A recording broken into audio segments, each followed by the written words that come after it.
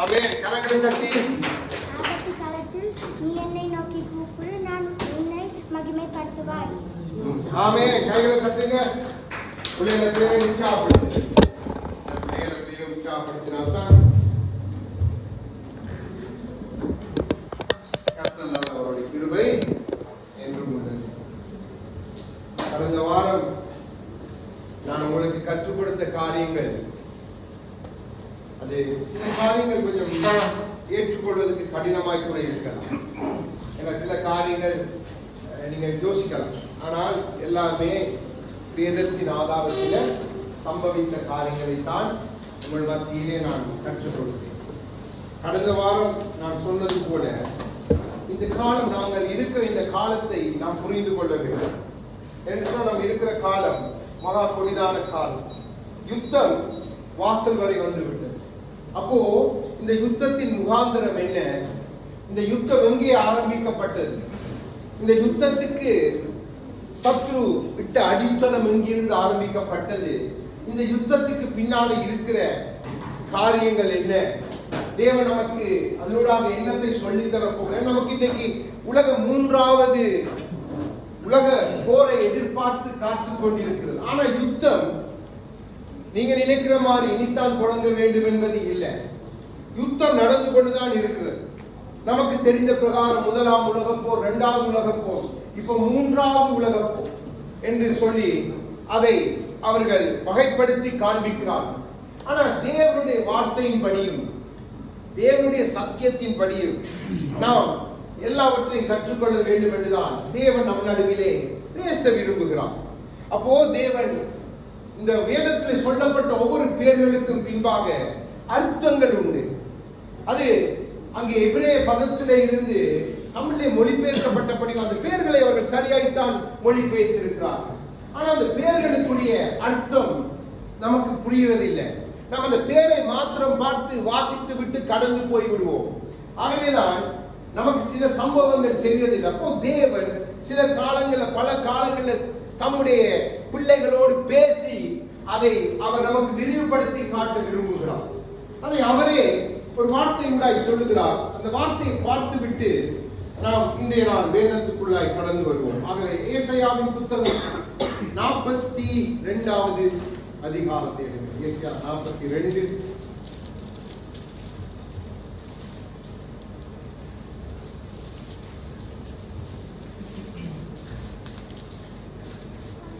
847வது பக்கம், பழைய ஏற்பாடு 9வது வசனத்தை வாசிங்கள்.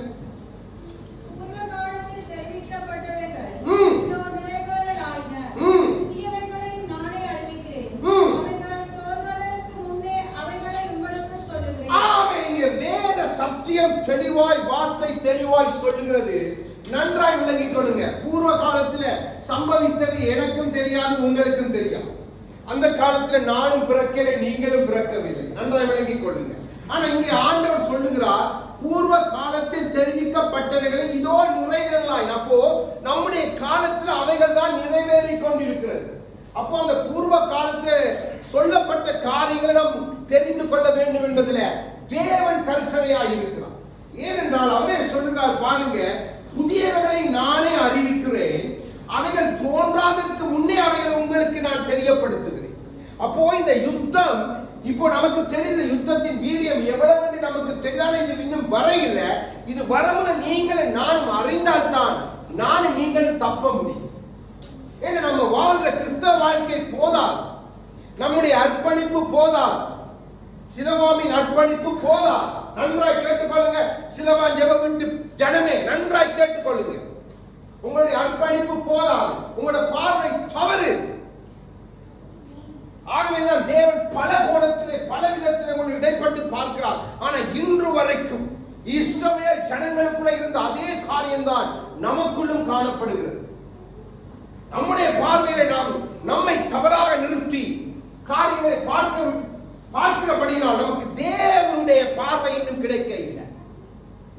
ஆகவேதான் தேவன் பேசினாலும் நமக்கு கேட்க. இதைத்தான் ஆதி முதல் தேவன் தம் ஜனங்கள் மத்தியில் பேசி பேசி பார்த்தார்.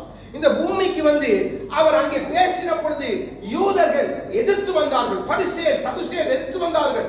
ஏரோதியர்கள் எதிர்த்து வந்தார்கள், நியாயசாஸ்திரி எதிர்த்து வந்தார்கள் என்று அவர் பேசின காரியம் ஆச்சரியம். அதை அவர்களால் ஏற்றுக்கொள்ள முடியும். பின்னாளிலே அப்போஸ்தலர் நாட்களில் தேவன் பேசி பார்த்தார். அப்பொழுதும் அப்போஸ்தலரை அடித்து துன்பப்படுத்தி கொண்டார்களே அல்லாமல் அதை ஏற்றுக்கொள்ள இன்று வரைக்கும் அதே காரியம், இன்று வரைக்கும் அதே ஆவிதான் பூமியிலே வல்லமையாய் கிரியை செய்கிறார். அப்போ இதனுடைய முகாந்திரம் நமக்கு தெரியும், கொஞ்சம் அறிந்திருக்கிறோம், இன்னும் அறியல். ஆகவேதான் கடந்த வாரம் நான் சொன்னேன், தேவனுடைய ஆயத்தம் எப்படிப்பட்டது, சத்துரு அதுக்கு எதிராக எப்படி ஆயத்தப்படுகிறான். அவன் ஒரு தந்திரசாலி, அவனுக்கு மறைபொருள் ஒன்றுமில்லை என்று வேதம் ஆண்டவரே தம்முடைய வார்த்தையினால் உரைத்திருக்கிறார். அப்போ நீங்க நன்றாய் புரிந்து கொள்ள வேண்டும், ஒவ்வொரு தேசங்களுக்கு பின்பாக ஒவ்வொரு பொல்லாத பலவான் கிரியை செய்கிறான். அப்போ நீங்க அதை புரிந்து கொள்ளாத வரைக்கும் நீங்க சாதாரணமாய் வாழ்ந்து உங்களுடைய ஓட்டத்தை முடிக்கலாம், பரலோகத்துக்குள்ள போகலாம், உங்களுடைய நீதி நிமித்தம் நல்லது. ஆனா நீங்க பரலோகத்தில் தேவன் உங்களுக்கு வைத்திருக்கிற அந்த மேன்மையான ஸ்தானத்தை, அந்த மகிமைக்குள்ள பிரவேசிக்க, அதுதான் தேவனுடைய நோக்கமும் சித்தம். அதற்காகத்தான் தேவன் ஊழியத்துல, பலவிதமான ஊழியத்துல அங்கே கற்றுக் கொடுக்கிற ஆசிரியர்களையும் அவர் வேதத்தை போதிக்கிறவர். அது ஒரு ஊழியம். ஏனென்றால் எல்லாராலும் வேதத்தை, சத்தியத்தை எல்லா விதத்திலும் போதிக்க முடியாது. அப்போ அதுக்கு வியாக்கியம் பண்ணுகிறவர்கள் உண்டு, வேதத்தை ஞானத்தை உணர்த்த போதிக்கிறவர்கள் உண்டு, வேதத்தின் சத்தியத்தை ஆழத்தை போதிக்கிறவர்கள் உண்டு. அப்போ இதெல்லாம் ஆவியானவருடைய ஆயத்தம். அப்போ நான் கடந்த வாரம் உங்களுக்கு சொன்னேன், நமக்கு எல்லாருக்கும் தெரிந்த பிரகாரம் கொஞ்சம் முன்னோட்டமாய் சொல்லிவிட்டு பின்பாய் செய்திக்குள்ளே உங்களை அழைத்து சென்றால் உங்களுக்கு இலகுவாய். இப்போ நீங்க தெரிந்து கொள்ளணும், நம்ம வாழ்ற தேசம் எப்படிப்பட்டது, இந்த தேசத்தின் பலவான் யார். இப்போ அதே போல ஒவ்வொரு தேசத்துல இருக்கிற காரியங்கள் எப்படி, இந்த தேசங்கள் தேவன் ஆவியை நிர்ணயித்தார், எப்படி இன்னைக்கு எத்தனை, அதாவது நேஷன்ஸ், எத்தனை தேசங்கள் உண்டு, அதன் பின்பா எத்தனை நகரங்கள் உண்டு. இன்றைக்கு 218க்கும் அதிகமான நகரங்கள் இருக்குது. ஆனால் தேசங்கள், நேஷன்ஸ் என்று சொல்லும் பொழுது 70.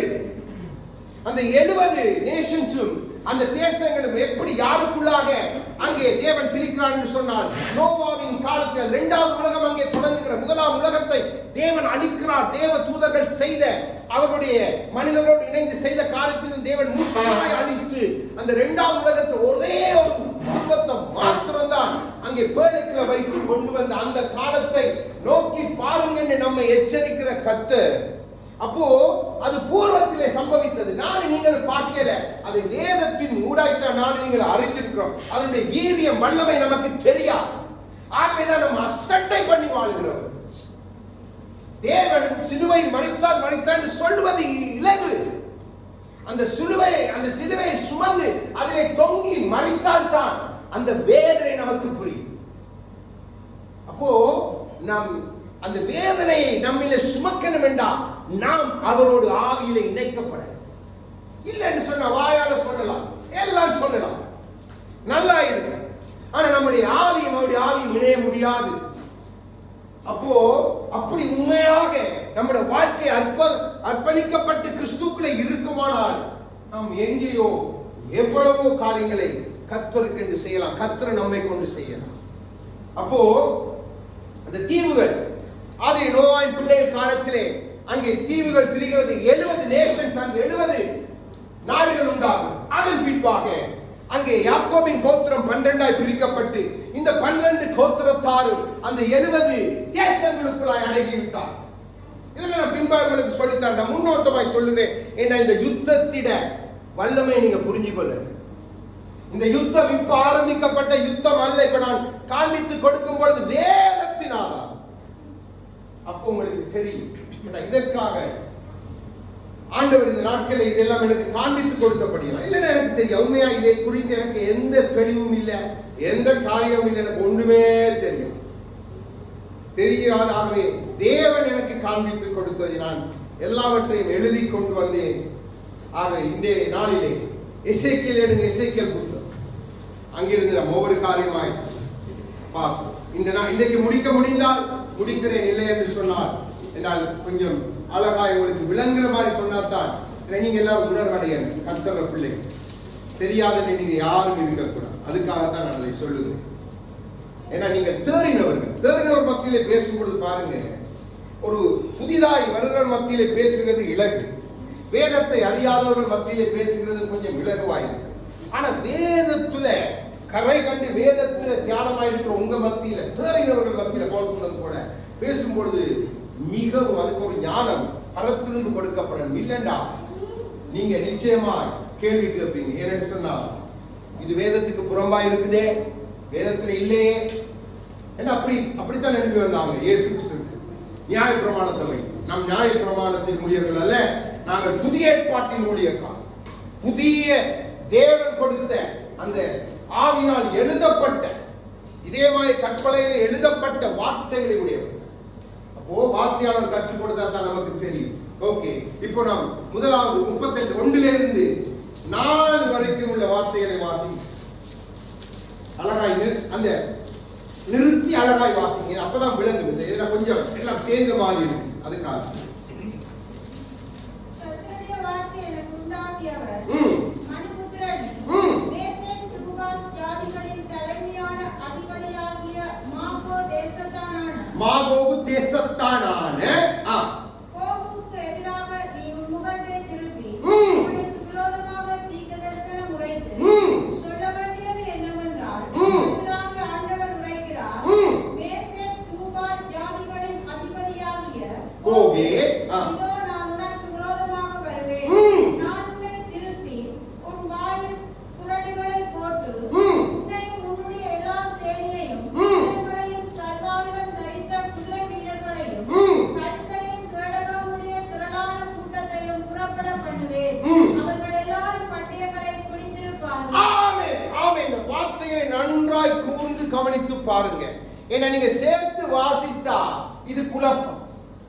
ஆகதான் நான் நிறுத்தி வாசிக்க சொன்னேன். பாருங்க, எங்கே நாம் அதை நிறுத்தணும் என்று சொன்னீங்க. பாருங்க, ஆண்டவர் சொல்றார், மனுபுத்திரனே.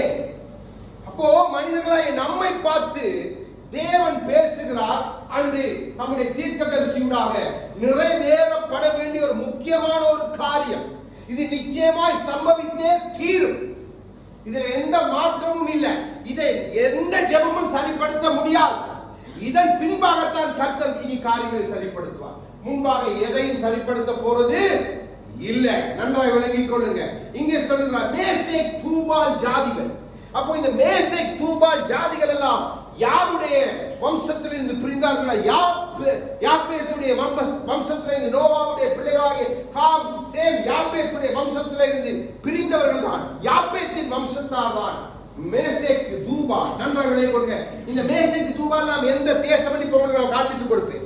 இந்த தேசங்கள் இன்றைக்கு இருக்குதா காண்பித்துக் கொடுப்பேன். இந்த புதிய நாட்களின் தேசத்துடைய பெயர்களையும் உங்களுக்கு நான் சொல்லுகிறேன், ஆதாரத்தோடு சொல்லுகிறேன். நீங்க அடிச்சு பார்க்கலாம். அப்போ நன்றாக விளங்கிக் கொள்ளுங்க. இப்போ நமக்கு தெரியும் மாகோகு என்றால் நம் ரஷ்யா. மாகோகு என்ற ரஷ்யா தவறு இல்லை. அது அப்படியும் அது உண்மைதான், சரியாத்தான் சொல்லுகிறார். இப்போ இதுல முக்கியமான காரியம் இதுதான். மாகோகு தேசத்தானான, நன்றாக விளங்கிக் கொள்ளுங்க, மாகோகு தேசத்தானான கோகு என்கிற ஒரு அதிபதியோடு தேவன் பேசுகிறார். அப்போ இங்கே ஒருவனோடு தேவன் பேசுகிறார். மாகோகு என்னும் பொழுது நீங்க நினைக்க கூட தனி ஒரு தேசம் அல்ல, தனி ஒரு தேசம் அல்ல. அப்போ இந்த தேசங்களுக்கெல்லாம் அதிபதியாகிய கோகுவே என்று ஒரு குறிப்பிட்ட ஒரு பெயரை சொல்லி கர்த்தர் பேசுகிறார். இந்த பேருக்குள்ளதான் இருக்குது காரியம். நமக்கு அது தெரியாது. ஆகவே நம்ம அசட்டை பண்ணுகிறோம். நமக்கு சாதனமா இருக்கிற இந்த தீர்க்க தரிசனத்தை நிறைவேற போகிற தீர்க்க தரிசனம் ஆண்டவரை இதுல நீ பின்பாய் வாசித்து பார்க்க ஒரு நிறைய காரியங்கள். அப்போ இது நிறைவேற போகிற காரியம். பாருங்க, இதுல திருப்பி சொல்லி கொடுத்தார், மேசேக்குக்கும் தூபால் ஜாதிகளின் ரெண்டு தேசத்தை இணைத்து தேவன் திருப்பி பேசுறார். நம்ம அறிவில் மந்த புத்தி உள்ளவர். அப்போ தேவன் இப்போ ஜாதிகளை சேர்த்து காட்டி பேசுகிறார். நம்ம யோசிப்போம், கோகும் ஒரு தேசம் சொல்லிவிட்டு சொல்லுகிறார். அதிபதியாகிய கோகே, இதோ நான் உனக்கு விரோதமாய் வருகிறேன். அப்போ நமக்கு தெரியும் சாத்தான் இருந்து கிரியை செய்ய. ஆனா இவன் பிசிக்கலா இந்த பூமியில வாழ்ந்த மனிதன். இவன் நம்மை போல சரீரத்தோடு இந்த பூமியில வாழ்ந்தவன். இன்றைக்கு இவனூடாக சத்துரு கிரியை செய்து கொண்டிருக்கிறான். அதன் நிறைவுல இந்த தேசம் வந்து நிற்கிறது. ஆண்டவர் காரியத்தை சொல்லும் பொழுது நாம் அதை சீரியஸா எடுக்காதபடியாக நமக்கு விளங்குறதே இல்லை. நன்றாக விளங்கிக் கொள்ளுங்க. இப்ப 5ல இருந்து 7 வரைக்கும் உள்ள வசனங்கள் அப்படி தொடர்ந்து வாசிங்க. இப்ப அவரோட வரப்போற ஜாதிகளை குறித்து தேவன் பேசுகிறார். அவர்களோடு கூட பெர்சியரும் எத்தியோப்பியரும் லிபியரும் இருப்பார்கள். அவர்கள் எல்லாரும் கேடகம் பிடித்து தலைசீராவும் தரித்திருப்பார்கள். கோமேரும் அவருடைய எல்லா ராணுவங்களும் வடதிசையில் உள்ள கோகார்மா வம்சத்தாரும் அவருடைய எல்லா ராணுவங்களும் ஆகிய திரளான ஜனங்கள் உன்னுடனே கூட இருப்பார்கள். நீ ஆயத்தப்படு, உன்னுடனே கூடின உன் எல்லா கூட்டத்தையும் ஆயத்தப்படுத்து, நீ அவர்களுக்கு காவலாளனாய் இரு. ஆமென். இப்ப தேவன் யாரோட தீர்க்கதரிசியை கொண்டு பேசுகிறார் என்றால் கோகு என்கிற அந்த அதிபதியோடு, கோகு என்கிற அதிபதியோடு பின்பாக தீரு ராஜாவோடு தேவன் பேசும் பொழுது பின்னுக்கு இருந்தது சாத்தான் என்று அவரே சொல்கிறார். நீ இப்படிப்பட்ட நீ ஏதேனும் இருந்த நீ. அப்போ தீரு ராஜாவுக்கு அதுக்கு சம்பந்தம் இல்லை. இப்ப நான் காண்பித்து கொடுக்கிறேன் தீரு வேண்டா எந்த நாடு. அதெல்லாம் நீங்க பார்க்கும்போது உங்களுக்கு ஆச்சரியமா இருக்கு. இதெல்லாம் வேதத்தில் நமக்கு தேவன் கற்பித்து கொடுக்கப்படினால்தான் நமக்கு தெரியும். தெரியாது. நம்ம சாதாரணமா எல்லாத்தையும் எடுத்துட்டு போயிடும். சாதாரணம் இந்த தேசத்துக்குள்ள, இந்த இத்தாலி தேசத்துக்குள்ள இருக்கிறதான ஜாதிகளையும் நான் உங்களுக்கு காண்பித்து கொடுக்கிறேன். அப்போ உங்களுக்கு தெரியும் யுத்தம் எவ்வளவு வீரியத்தோட நம்முடைய வாசல்ல வந்து நிக்குது. இப்போ இதுல வரப்போற ஜாதிகள் சொல்ற இதுல இந்த லிபியர் என்றது லெபனான் தேசத்தார, லெபனானை குறிக்குது, லெபனான் ஆட்களை குறிக்குது. நல்ல விலையை கொள்ளுங்க. இப்ப எத்தியோப்பியர் சொல்லக்குள்ள நீங்க தனி எத்தியோப்பியர் நினைக்கக்குள்ள எத்தியோப்பியா எத்தனையோ நாடுகள் எத்தியோப்பியா கண்டத்துக்குள்ள, அந்த ஆப்பிரிக்கா கண்டத்துக்குள்ள இருக்கு. ஆப்பிரிக்கா கண்டத்துல தான் இங்க எத்தியோப்பியர் என்று எழுதப்பட்டிருக்கிறது. நன்றாக விளங்கிக் கொள்ளுங்க. அப்ப அது ஒரு நாடு இல்ல, பல நாடு. நன்றாக விளங்கிக் கொள்ளுங்க. அப்போ இதெல்லாம் இந்த யுத்தத்துல எதிர்த்து வரப்போகிற இந்த கோகு என்கிற மனிதனின் சார்பிலே வரப்போகிற கூட்டம் தான். அப்போ இது ஒரு கூட்டம் அல்ல. இதற்கு தலைமை தாங்க போகிறது ஒரு ஜாதி. இந்த ஜாதி ஆதியில இருந்து வருகிறது, ஆதியில இருந்து வந்து கொண்டே இருக்குது. அது எப்பொழுதுமே தேவ ஜாதிக்கு எதிர்த்து. அப்போ 2 நன்றாக விளங்கிக் கொள்ளுங்க. யுத்தம் என்றால் 2 காரியங்கள். ஒன்று தேவன், இன்னொன்று பிசாசு. அப்போ தேவனுக்கு மனுஷர் தான் தேவை, பிசாசுக்கு மனுஷர் தான் தேவை. இப்போ உங்களுக்கு இலகுவாய் விளங்குறதுக்காக நான் சொல்லுகிறேன். இப்போ இதே காரியத்தை அடுத்த அதிகாரம் 39 எடுங்க. 1ல இருந்து 8 வரைக்கும் வாசிங்க. தேவன் ஒரு பெரிய லிஸ்டே தான். இப்போது மனிதபுத்திரனே, நீ கோகுக்கு விரோதமாய் தீர்க்கதரிசனம் உரைத்து சொல்ல வேண்டியது என்னவென்றால், கர்த்தராகிய ஆண்டவர் உரைக்கிறார், மேசேக் தூபால் ஜாதிகளின் அதிபதியாகிய கோகே, இதோ நான் உனக்கு விரோதமாக வருகிறேன். நான் உன்னை திருப்பி உன்னை 6 துறடுகளால் இழுத்து உன்னை வடபுறங்களிலிருந்து எழும்பவும் இஸ்ரவேல் மலைகளில் வரவும் பண்ணி உன் வில்லை உன் இடது கையிலிருந்து தட்டிவிட்டு உன் அம்புகளை உன் வலது கையிலிருந்து விழப்பண்ணுவேன். நீயும் உன் எல்லா ராணுவங்களும் உன்னோடு இருக்கிற ஜனங்களும் இஸ்ரவேல் மலைகளில் விழுவீர்கள். உராஞ்சுகிற சகலவித பட்சிகளுக்கு வெளியின் மிருகங்களுக்கு உன்னை இரையாக கொடுப்பேன். விசாலமான வழியில் விழுவாய். நான் இதை சொன்னேன் என்று கர்த்தராகிய ஆண்டவர் உரைக்கிறார். நான் மாகோகினிடத்தில் தீவுகளில் நிர்விசாலமாய் குடியிருக்கிறவர்களிடத்திலும் அக்கினியை அனுப்புவேன். அப்பொழுது நான் கர்த்தர் என்று அறிந்து கொள்வார்கள். இவ்விதமாய் நான் என் ஜனமாகிய இஸ்ரவேலின் நடுவிலே என் பரிசுத்த நாமத்தை தெரிவிப்பேன். என் பரிசுத்த நாமத்தை இனி பரிசுத்த குலைச்சலாக விட்டேன். அதனால் நான் இஸ்ரவேலின் பரிசுத்தராகிய கர்த்தர் என்று புறஜாதிகள் அறிந்து கொள்வார்கள். ஆமென். இந்த கூட்டத்தை தேவன் புறஜாதிகளை பிரித்திருக்கிறார். இஸ்ரவேலர்கள் என்று வரும்போது நீங்க நன்றாக விளங்கிக் கொள்ள, நாமும் ஆவிக்குரிய இஸ்ரவேலர்களாய் அவர்களோடு கிறிஸ்துவுக்குள்ளாய் இணைக்கப்பட்டிருக்கிறோம். அப்போ இந்த யுத்தம் இஸ்ரவேலுக்கு விரோதமான இல்ல, தேவ ஜனங்களுக்கு விரோதமான யுத்தம். அப்ப தேவ ஜனங்களுக்கு எதிராக அப்படியே வரப்போற அத்தனை தேசங்கள், அத்தனை ஜாதிகளும் தேவ ஜனத்துக்கு விரோதமாக எழுதி யுத்தம் பண்ண போறாங்க. இப்ப இந்த யுத்தத்துல முடிந்த தேவனே சொல்லிட்டான், நான் மகிமைப்பட வேண்டாம், அவருடைய மகிமை வெளியரங்கமாக போகுது, எல்லாருக்கும் அதை காண போறாங்க. இதுதான் இந்த யுத்தத்தின் முடிவு. இப்ப சொல்லிக் கொண்டிருக்கிறாங்க யுத்தம் இப்படி நடக்க போகுது, அப்படி நடக்க போகுது. ஆனா ஆண்டவர் சொன்னார் நமக்கு, யுத்தங்களின் சத்தங்களை கேள்விப்பானா முடிவுடனே வரார். தேவன் சொன்னார், அதுக்கு மறுவார்த்தை இல்லை. நன்றாக விளங்கிக் கொள்ளுங்க. அந்த ஆழத்தை ஆவியானதான் நமக்கு கற்றுக்கொள்ளும். அப்ப இந்த யுத்தம் நீங்க நினைக்கிற மாதிரி இப்ப எவ்வளவு தூரம் முன்னேறி வந்திருக்குது. இந்த யுத்தத்துக்கு பின்னால இருக்கிறவன் யார் என்பதை நான் உங்களுக்கு காண்பித்துக் கொடுக்கிறேன். முடிந்தால் இன்றைக்கு முடிக்கலாம், இல்லை என்றால் தொடர்ந்து நான் போக வேண்டியதா இருக்கும். இல்லை, நான் விரைந்து முடிக்க பார்க்கிறேன். அப்போ இப்ப நன்றாக விளங்கிக் கொள்ளுங்க. இப்ப இந்த யுத்தம் அதிக நாள் செல்ல போறது அல்ல. ஏன்னா காலம் அவ்வளவு விரைவாய் நிறைவேறி கொண்டிருக்கிறது. அப்போ முதலாவது ஒரு காரியத்தை ஆதியாகமத்தில் போய் 10வது அதிகாரம், நாளைக்கு அதுல தான் அந்த தீர்வுகளை குறித்து எழுதப்பட்டிருக்கு. அதை ஒரு பார்க்கணும்.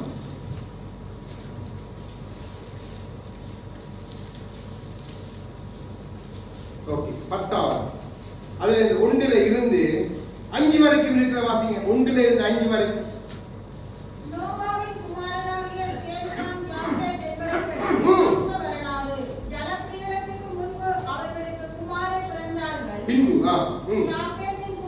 படியா கேட்டுக்கொள்ளுங்க. யாப்பேத்தின் குமாரர். ஓகே, வாசிங்க.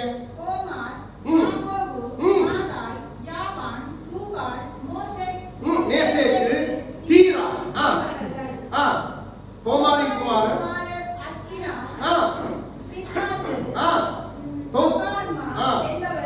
யாவானின் குமாரர் எலிசா, தர்சீஸ், கித்தீம், கெதாலிம் என்பவர்கள். அடுத்த வாசிங்க ஐயா. இவர்களால் ஜாதிகளுடைய தீவுகள் அவரவன் பாசையின்படியே அவரவர் கோத்திரத்தின் படியேயும் ஜாதிகளின் படியேயும் வெவ்வேறு தேசங்களாய் பகுக்கப்பட்டன. ஆமென். ஏனென்றால் இந்த தீர்க்க தரிசனத்துல அதிகமாய் சொல்லப்பட்டது யாப்பேத்துடைய முதல் அந்த வம்சத்தை தான் தேவன் கொண்டு நிறுத்துகிறார். நன்றா விளைவுகள். அதுக்காக தான் அந்த யாப்பேத்துடைய அந்த அவங்களோட குமாரருடைய அந்த வம்சத்தை நீங்க தெரிஞ்சு கொண்டா தான் உங்களுக்கு தெரியும் ஒவ்வொரு தீவுகள் என்னன்னு, ஒவ்வொரு தேசங்களை நான் காண்பித்துக் கொடுப்பேன். அப்போ அடுத்தது அதன் பின்பாக அவர்களோடு இணைந்தது காமினுடைய சந்ததி, சேமுடைய சந்ததியில எல்லாரும் இணையங்க. நல்லா விளைய கொடுங்க. இப்போ தேவன் தேசங்களை வடக்கு, கிழக்கு, தெற்கு, மேற்கு பிரிக்கிறான். அப்போ சில தேசங்கள் வடக்கு கரையில அங்கால அவனோடு சேர்ந்திருப்பாங்க, இந்த பக்கத்தாக தேவனுக்கு சேர்ந்திருப்பாங்க. இன்னைக்கு பாருங்க, தேசங்கள் எல்லாம் தேவன் ரட்சிப்பை கொண்டு வரான். அப்ப தேசத்துக்கு எல்லா ஜனங்களும் கெட்டவர்கள். நல்லா விளைய கொடுங்க. எல்லாரும் சத்ருவோடு அந்த கோகுவோடு வரப்போறவர்கள் அல்ல. அப்ப அத மாதிரி தான். அப்போ இங்க சொல்லப்பட்ட இடத்துல வடது, தெற்கு அப்படியெல்லாம் இல்லை. அப்போ நாம இப்போ ஒரு காரியத்தை பார்க்க போறோம். சில காரியம் நான் உங்களுக்கு விளங்கப்படுத்தி சொல்றேன், அப்போ உங்களுக்கு விளங்கும். இப்போ நாம திருப்பி இருக்கா ஆதிக்கு போ, அங்கிருந்து தொடங்கினா தான் உங்களுக்கு காரியம் விளங்கும். அப்போ நான் உங்களுக்கு சொல்லிக் கொண்டு வரும் பொழுது நீங்க அழகாய் விளங்கி கொள்வீங்க. ஓகே, ஆதியாகமம் 26, 26, 22 இருந்து 25 வரைக்கும் வாசிங்க.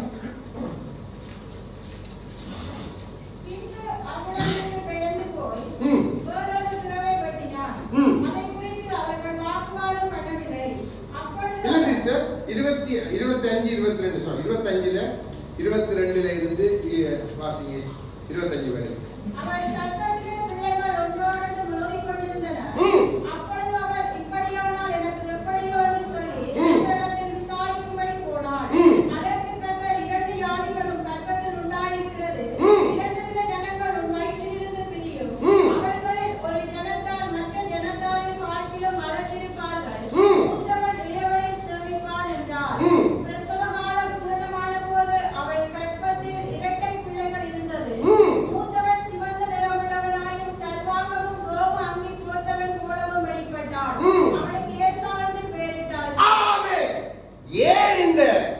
காரியத்தை நான் உங்களுக்கு வாசிக்க சொன்னேன். இங்கே சொல்லப்பட்ட காரியத்தை கொஞ்சம் ஆழமாய் பாருங்க, நன்றாக விளங்கிக் கொள்ளுங்க. இங்கே சொல்லப்பட்ட காரியம், அங்கே ரெபெக்காளுக்கு அங்கே சொல்லப்பட்ட காரியம் என்ன? உன்னிடத்துல 2 ஜாதிகள். இப்ப இந்த 2 ஜனங்களோட வயிற்றுல இருக்கிறாங்க, அவங்க பிரிவாங்க. இதுல ஒரு ஜனத்தை காட்டிலும் மற்ற ஜனம் என்ன செய்ய வேண்டாம், வளர்த்து இருக்கு. இப்போ அந்த வளர்த்திருப்பான், மூத்தவன் இளையவனை செய்ப்பான். இதுல சொல்லப்பட்டிருக்கு. இன்னொரு இடத்துல ஆண்டவர் சொல்லுகிறார், அந்த 2 கர்ப்பமும் என்னன்னா ஒன்றோடு ஒன்று மோதி கொண்டிருந்தாங்க. அந்த விளையை கொள்ளுங்க, மோதி கொண்டிருந்தாங்க. என்னன்னா அடிபட்டு கொண்டிருந்தாங்க. அவங்க 2 பிள்ளைகள் ஒரு வயிற்றுல அடிபடுறது சாதாரண காரியம் அல்ல. ஏண்டா நன்மை தீமை அறியாத பிள்ளைகள் கருவாய் உருவாக்கி இருக்குது. இன்னும் வெளியில வரல. வெளியில வந்து அடிபட்டா அது நியாயம். ஆனா கர்ப்பத்துக்குள்ள மோதி கொண்டிருந்தாங்க. ஆகவேதான் யாக்கோபு அவனுடைய குதிகாலை பிடித்துக் கொண்டு வெளிப்பட்டான். அவங்களுக்குள்ள மோத, நான் முந்தி நீ முந்தி, நீ பெரியவனா நான் பெரியவனா என்று கர்ப்பத்துக்குள்ளே ஆரம்பித்த காரியம். அப்போ இது அங்கே ஆரம்பிக்கப்பட்டது. இப்போ நான் உங்களுக்கு சில காரியங்களை சொல்லிக் கொண்டு வாழும், நன்றாக விளங்கிக் கொள்ளுங்க. அப்போ நமக்கு தெரியும், ஒன்று இஸ்ரவேல் ஜனங்கள், இன்னொன்று ஏசாவின் ஜனங்கள், ஏதோமியர். நம்ம அவர்களை ஏதோமியர் என்று சொல்லுகிறோம், ஏசாவின் ஜனங்கள். இப்போ இந்த ஜனங்கள், நாம் நினைக்கிறோம் இந்த ஜாதி இந்த பூமியில முடிந்து விட்டது, இந்த ஜாதி எதிராக தீர்க்கதரிசனங்கள் உரைக்கப்பட்டது, இந்த ஜாதி முடிந்து விட்டது என்றுதான் நாம் அறிந்திருக்கிறோம். ஆனா இந்த ஜாதி இன்னும் இந்த பூமியில இருக்குது. இந்த ஜாதி எவ்வளவு தூரம் பலத்திருக்குது என்று சொன்னால், நான் நீங்கள் நினைப்பதை காட்டிலும் பயங்கரமாய் பலத்திருக்கு. இப்ப நான் ஒரு காரியங்களை காண்பித்துக் கொடுக்கும் பொழுது உங்களுக்கு விளங்கும். அப்போ ஆவிக்குரிய ரீதியில ஏசாவை குறித்து என்ன சொல்லியிருக்கா, சிவந்த அவனுடைய மேனியில நிறம் வந்து சிவப்பு கலர். நல்ல விலை கொடுங்க, இங்கதான் காரியம் ஆவியான நமக்கு வைத்திருக்கான், சிவப்பு கலர். அப்போ இந்த மாகோகு என்று சொல்லப்படுகிற ரஷ்யா தேசம், அதை சுற்றி இருக்கிற யுக்ரைன், நான் ஒரு தேசங்களோட பேர்களை காண்பித்து கொடுக்கிறேன், எந்தெந்த தேசத்துக்கு என்ன பேர். இப்போ இந்த தேசங்களுடைய நிறம் என்ன, கம்யூனிஸ்ட் சிவப்பு கலர். அப்படியே வாங்க துருக்கி சிவப்பு கலர், அப்படியே வாங்க இத்தாலி, இங்கே வத்திக்கான், வெளியில நீங்க எடுத்து வாட்சி பார்க்கலாம், சிவப்பு அங்கி தரித்து சிவப்பு, தன்னுடைய சிவப்பு போன்ற ரத்தத்தை உலகம் ஃபுல்லாய் பருக கொடுத்தான். அப்போ ஏசா என்ன செய்கிறான், அவன் போய் கானானிய ஸ்திரீகளை திருமணம் செய்கிறான். நல்லா கேட்டுக்கொள்ளுங்க, கானானிய ஸ்திரீகள் இஸ்ரவேலருக்கு ஆகாதவன், ஆனா தெரிந்தே இவன் அங்கே போய் சம்பந்தம் கலக்கிறான். அது அங்கே ஈசாக்குக்கு ரெபெக்காளுக்கு நோவா இருந்ததுண்டா, அவங்க தொல்லையா இருந்தான். இப்போ அங்கேயே தொடங்கிட்டான். படியா விளங்கிக் கொள்ளுங்க, ஏசா இஸ்ரவேல், தேவன் தெரிந்து கொண்டது இஸ்ரவேல். இப்ப நம்ம அதுக்குரிய சில வசனங்களை பார்த்தோம்னா உங்களுக்கு விளங்கும். ரோமர் 9:13 எடுங்க. ஏன் தேவன் இவ்வளவு ஆழமாய் அதை பேசுகிறான் என்பதை நாம் அறிந்து கொள்ள வேண்டும். அப்படியே பழைய ஏற்பாட்டிலும் சில காரியங்களை பார்ப்போம்.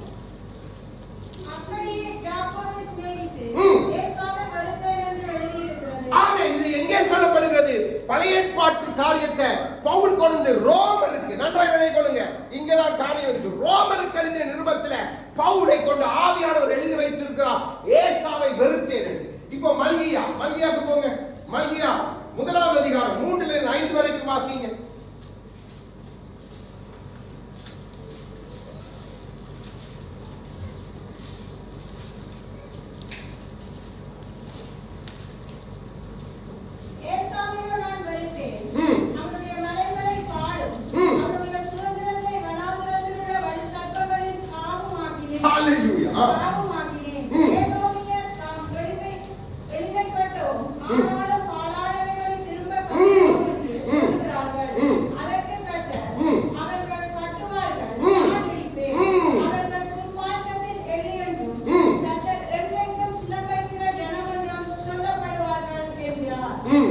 அப்படி அங்கே வாசிங்க.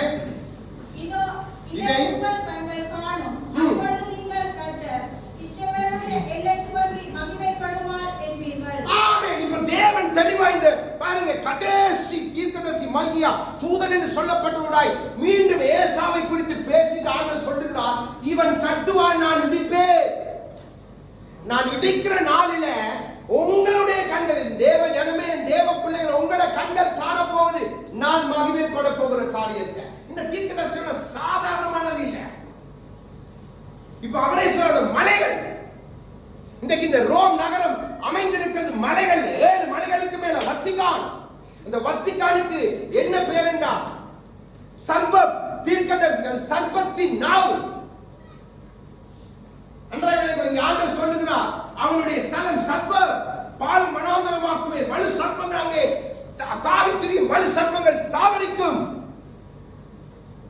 அப்போ ஏசா நம்ம சாதாரணமா நினைக்கிறோம். இங்கே கோகு என்று தேவன் சொன்னது ஏதோமியரை, ஏசாவின் சந்ததி. நான் உங்களுக்கு பின்பாக எல்லாம் விளங்கப்படுத்தி காண்பிக்கிறேன். கோகு என்றது ஏதோமியர், ஏசாவின் சந்ததி. இந்த ஏசாவின் சந்ததிக்கு பின்னுக்கு இருக்கிறவன் தான் பிசாசு, வலிசன். ஆனா தேவன் மனிதனூடாக அந்த கிரியை செய்யப்படி நமக்கு மனிதனை வைத்து பேசுகிறார். எப்படி இஸ்ரவேல் அவருடைய ஜனமோ, எப்படி ஒரே வயிற்றிலே 2 பேரை உண்டாக்கி ஒன்றை நான் வெறுத்தேன். அந்த ஏசாதான் கடைசி காலத்துல எழும்பி நிற்கிற மகா நகரமாகிய ரோம்.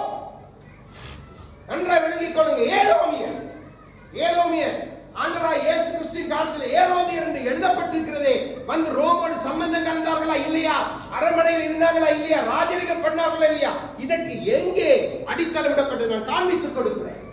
இவர்கள் பழைய ஏற்பாட்டில் ரோமை குறித்து இல்லை, ஆனா பழைய ஏற்பாட்டில் ரோமை குறித்து இருக்கு. நான் உங்களுக்கு இப்ப காண்பித்துக் கொடுக்கிறேன். ஆனா வேறு பேர். இப்போ இந்த கோகு வேறு யாரும் இல்லை, ஏதோமியர். இன்றைக்கு இந்த உலகத்துல எந்த பாருங்க, இத்தாலி கொடியில சிவப்புல கிராஸ், அப்படி எடுத்து பாருங்க, லண்டன்ல சிவப்புல கிராஸ்.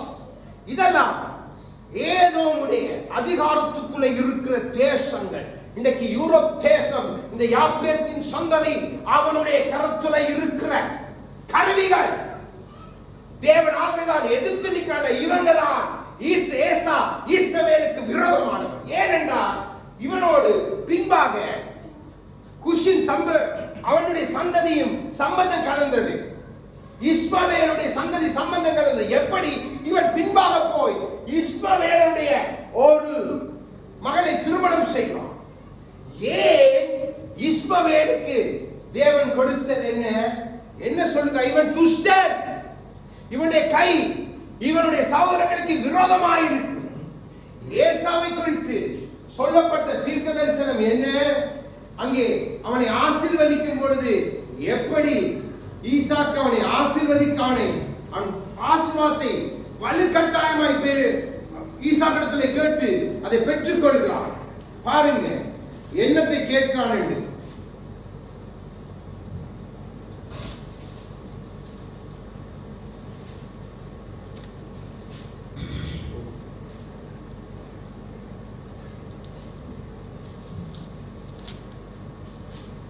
அந்த வாசித்த அந்த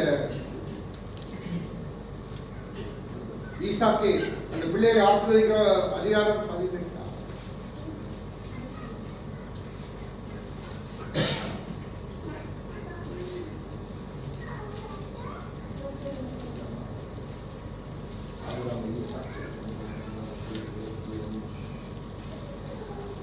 ஓகே, 27ஆம் அதிகாரம் எடுங்க. 27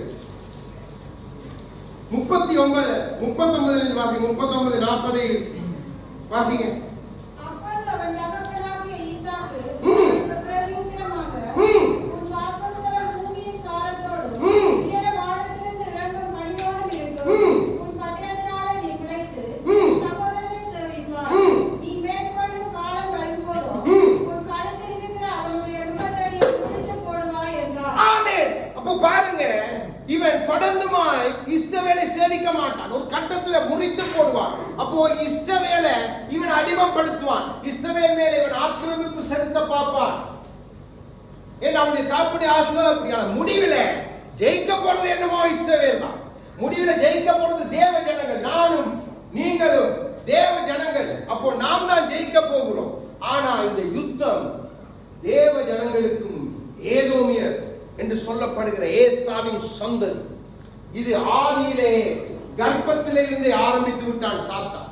என்று நமக்கு தெரியும். காயினை கொண்டு ஆபேலை அடித்துக் கொள்ளுகிறான்.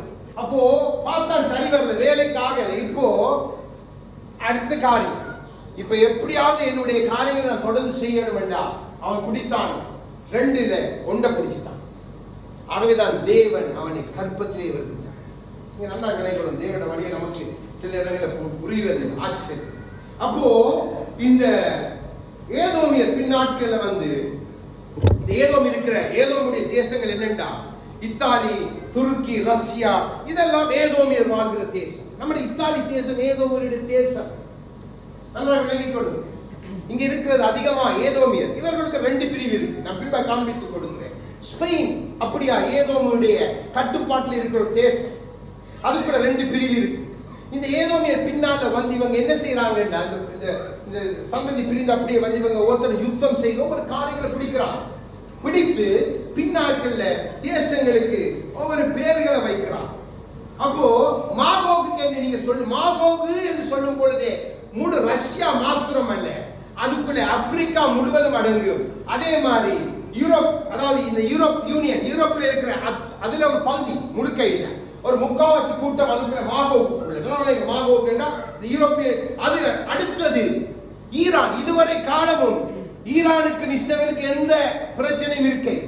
ஏன்னா இந்த ஈரானியர்கள் நீங்க பார்த்தீங்கன்னு சொன்னா இவர்கள் முஸ்லிம்கள் அல்ல. இப்போ தங்களை முஸ்லிம்களா இவர்கள் காண்பித்துக் கொண்டாலும் ஈரானியர்கள் முஸ்லிம் அல்ல. நீங்க எடுத்து அகஸ்வேரு ராஜாவோட காலத்துல பாருங்க, இந்து முதல் இந்து தேசம் எத்தியோப்பியா வரைக்கும் 127 தேசங்கள், அதுல இருந்து இணைக்கப்பட்ட எல்லா ஜாதிகளும் இந்தோ. நல்லா விளையாட கொள்ளுங்க. அதுக்கு பேர் அவர்கள் அழகாய் கொடுத்திருக்காங்க, இந்தோ யூரோப்பியன். இவங்க தான் பின்னால பெர்ஷியா, பின்னால அப்படியாக ஈரான் என்று மாறினார்கள். மாறி அங்கே பின்னாளிலே இவர்கள் சம்பந்தம் கலந்த தவறான சம்பந்தங்கள் அப்படியே முஸ்லிம் இஸ்மவேல், அந்த மிஸ்ராயிம் என்று சொல்லப்பட்ட எகிப்தின் அந்த இதுக்குள்ள போய் முஸ்லிம் மார்க்கத்தை இவர்கள் தழுவி கொண்டார். இப்ப இவர்களும் இஸ்ரவேலுக்கு எதிர்த்து வருவாங்க. ஏண்டா இதுதான் இஸ்மவேலும் ஏசாவும் இணைந்த இணைப்புக்குரிய காரணம். அப்போ இந்த ஆதியிலிருந்து சத்து அழகாய், இதெல்லாம் நான் சொன்னேன், அழகாய் அவன் தன்னுடைய திட்டங்களை நடத்தி கொள்வேன். இந்த தேவ பிள்ளைகள் நீங்க ஆவியில இதெல்லாம் நம்முடைய ஆவியில நம்ம அறிந்து கொள்ள வேண்டும். நம்மளும் இல்லைன்னு சொன்னா நம் தேவ ஜனம் என்ற அந்த அங்கீகாரத்தை நம்ம இழந்து வாழ்வோம். தேவனுக்கு அது பிரியமே இல்லை. அப்போ இதெல்லாம் சேர்ந்ததுதான் இந்த மாகோக். அப்ப மாகோக் என்ற ஒரு தனி ஜாதி அல்ல, ஒரு தனி தேசத்தை குறிப்பிட இல்லை. மாகோகுக்குள்ள எல்லா தேசங்களும் யூரோப் யூனியன் வருது. அதே போல மாகோகுக்குள்ள ஒவ்வொரு, அதாவது பாருங்க இந்த 10 ராஜாக்கள் சாத்தானுக்கு கொடுப்பாங்க யூரோப் யூனியன். நல்லா விளங்கிக் கொள்ளுங்க. இந்த யூரோப் யூனியனும் மாகோகு ஏன் ஏதோமியன் தேவ ஜனத்துக்கு விரோதம் ஆதியிலே தொடங்கிட்டான். நீங்க தெளிவாக திரும்பி திரும்பி சில காரியங்களை சொல்லிட்டா இது விளங்கிக் கொள்ளணும் பிள்ளைகள். நீங்க விளங்கினாத்தான் இந்த ரகசியத்தை புரிஞ்சு கொள்வீங்க. அதான் நான் சொன்னேன், இந்த தேசம் நம்ம இருக்கிற தேசம் சாதாரண தேசம் இல்லை. எனக்கு அது விளங்குது. இப்பதான் இதனுடைய பயங்கர விளங்கு.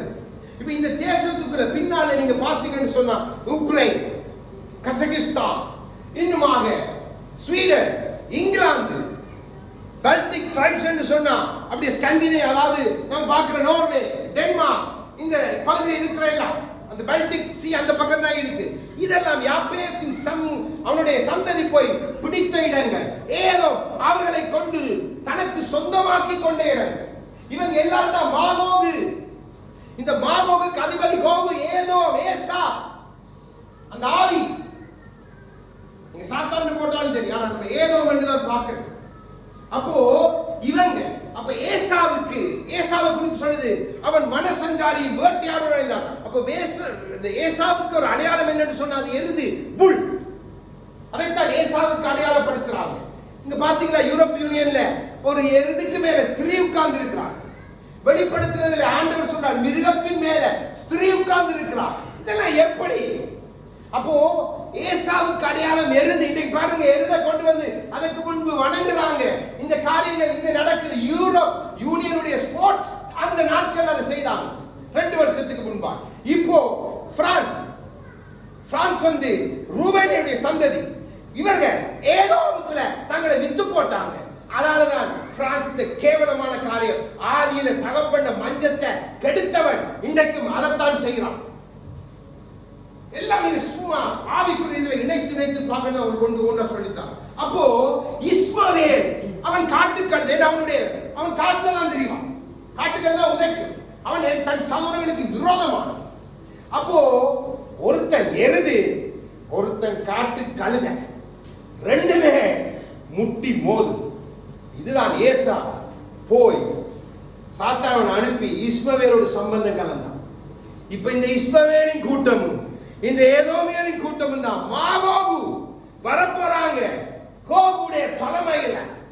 அப்போ தலைமை தாங்கி வரப்போறான். வந்து தேவ பிள்ளைகளாக இஸ்ரவேல் ஜனங்களோடு யுத்தம் செய்யப்படுறான். இது தேவனுக்கு பிரியமே. அப்ப யுத்தம் எவ்வளவு தூரம் நெருங்கி வந்து நீங்க பாருங்க, எவ்வளவு தூரம். அதனாலதான் ஆண்டவர் சொன்னார், நீ லேவியராக நீங்க பின்பா எடுத்து வாட்சி பார்க்கல. நீங்க உழுகும் பொழுது ரெண்டு வேறுபட்ட வீரர்களை போட்டு நீங்க உழ முடியாது. அதான் அந்த சொன்ன ரெண்டுமே சரியா இருக்கு, இல்லைன்னா ஒன்று ஒரு பக்கம் இருக்கு. அப்போ தேவன் எல்லாத்தையுமே எதற்காக சொல்லுகிறாங்க? அப்போ பாருங்க, இவங்க பின்னால முஸ்லீம் நம்ம பார்க்கிற இந்த ரோமன் கேத்தலிக் மதம் இதெல்லாம் ஏசாவுடைய ஆதி நாட்கள்ல அந்த பெஸ்ட்ரா மலையில இருந்த பாருங்க, போய் தன்னுடைய வாசஸ்தலத்தை அவனுக்கு சொன்ன மாதிரி மலையில தான் வைக்கிறான். மலையில தான் பாருங்க, துருக்கி ஃபுல்லா மலை, ரஷ்யாவை பாருங்க, இத்தாலிய பாருங்க, சுத்தி சுத்தி மலைகள் உள்ள இடங்கள்லாம் அவனுடைய வாசஸ்தலத்தை அவன் கொண்டு வரான். அதான் சொல்லி மலையில போய் இந்த கூட்டம் அங்க போட்டு அவனை தள்ளுவேன். ஏசாவுக்கு விரோதமாய் தேவன் ஆதியில் இருந்த வார்த்தைகள் பயங்கரமாய் பயங்கரமாய். அப்போ நீங்க பார்க்க, அதனாலதான் இஸ்ரவேலருக்கு விரோதமாய் இவன் ஏசாவுடைய சந்ததி இன்று போராடி கொண்டிருக்கிறான். அப்போ ஆவிக்குரிய ரீதியில மூன்று ஏதோமுடைய மூன்று, அதாவது மூன்று ஆவிக்குரிய மூன்று ரோம் எலும்பு, ரோமாபுரி எலும்பு. அப்ப கடைசி சாம்ராஜ்யம் ரோமாபுரி. முதலாவது இந்த ரோம் இத்தாலிக்கு வர முதல் இருந்தது வந்து துருக்கியில். கான்ஸ்டன்டைன் காலத்துல தான் அவன் இத்தாலிக்கு அந்த ரோமை மாத்துறான். இப்ப இரண்டாவது ரோம். இப்போ இந்த ரோம் பின்பாக அதிகாரத்தில் இந்த மகாநகரம், அதை வெளிப்படுத்த பார்க்கலாம், மகாநகரமாக ரோம் மகாநகரம் என்று சொல்லுது. அப்ப அந்த நகரத்துடைய அடுத்த கட்டத்தை கொண்டு வந்துட்டான். வத்திக்கான் ஆகிய அந்த தீர்க்க தரிசிகள் சர்பத்தின் மலை என்று சொல்லப்படுகிற மலைக்கு மேல ஏதோ கொண்டுட்டான். இவனுடைய கட்டிட கலைகள் எல்லாம் பாருங்க நீங்க, பெஸ்டால எப்படி அவன் செய்ய அதே அழகா ரோமர் கட்டிட கலையில அப்படி, துருக்கிய கட்டிட கலையில அப்படி, நீங்க பாருங்க ரஷ்யர்கள் கட்டிட கலையில அப்படி, இதெல்லாம் அவருடைய சந்ததி கொண்டு வந்திருக்காங்க. அப்போ இப்போ இவங்க தான் பாகாலுக்கு என்ன கானான் ஸ்ரீனுடன் இருந்தபடியால, இஸ்மேல் ஸ்ரீனுடன் இருந்தபடியால பாகாலுக்கு பலி செலுத்தி முழுவிதமான தந்திரங்கள் அவனுக்கு அங்கிருந்து கற்றுக் கொடுக்கப்பட்டது. ஆதியில பலிபீடத்தினூடாய் வந்த அந்த தூதர்கள் எல்லாரும் அப்படியே அவனுக்கு இறங்கினது அந்த எர்மோன் மலை, அப்படி அந்த யோதான் அந்த நதி அந்த எல்லையோட அந்த லெபனான் சிகிரியாவோட இருக்கிற அந்த மலை பிரதேசத்துல அங்கிருந்து இவனும் எல்லாத்தையும் இவனுக்கு கற்றுக் கொடுத்து அப்படியே வருது. இந்த ஏதோமிய தொடர்ந்து வாரா. இவங்க வந்து பின்பாக என்ன செய்யறாங்கன்னு சொன்ன நல்லா விளையாடு. இப்ப நான் உங்களுக்கு சில தேசங்களுடைய பெயர்களை சொல்லித்தாரேன். இப்பத்திய யார் யார் என்று அப்ப நீங்க விளைய கொடுங்க. கோமர் என்று தேசம் இருக்கா? அது எழுதப்பட்டிருக்கா பாருங்க. கோமர் என்று இருக்குதா எசேக்கியேல் புத்தகத்துல?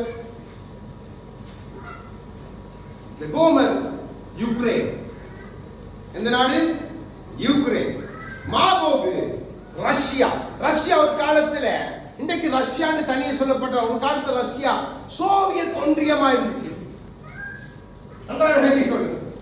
அதான் சொல்ல பல ஜாதிகள் சேர்ந்தது மாகோ.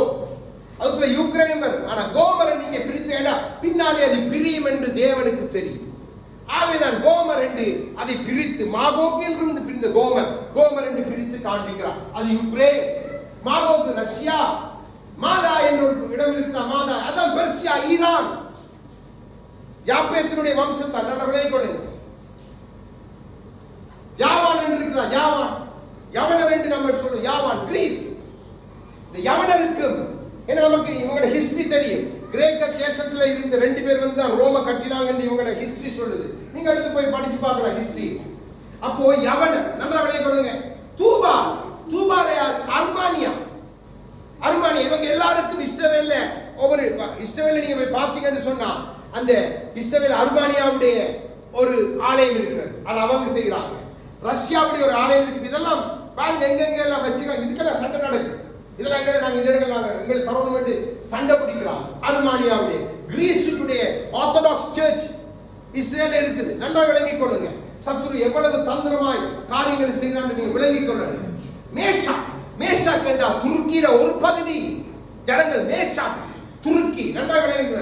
தோகாமர் என்றால் அவரும் துருக்கியில வடப்புறத்தில் இருக்கிறவங்க, ஒரு பக்கம் தென்புறத்தில் இருக்கிற கூட்டம். நல்லா விளங்கிக் கொள்ளுங்க. இவங்களை பொதுவா நீங்க சொன்னா மேஷா தீராஸ் தீராஸ் என்றா அது இருக்கா பிரான்ஸ். தீராஸ் என்றா இன்னைக்கு நம்ம பிரான்ஸ் தேசம், யூரோப் இல்ல ஒரு தேசம் பிரான்ஸ்.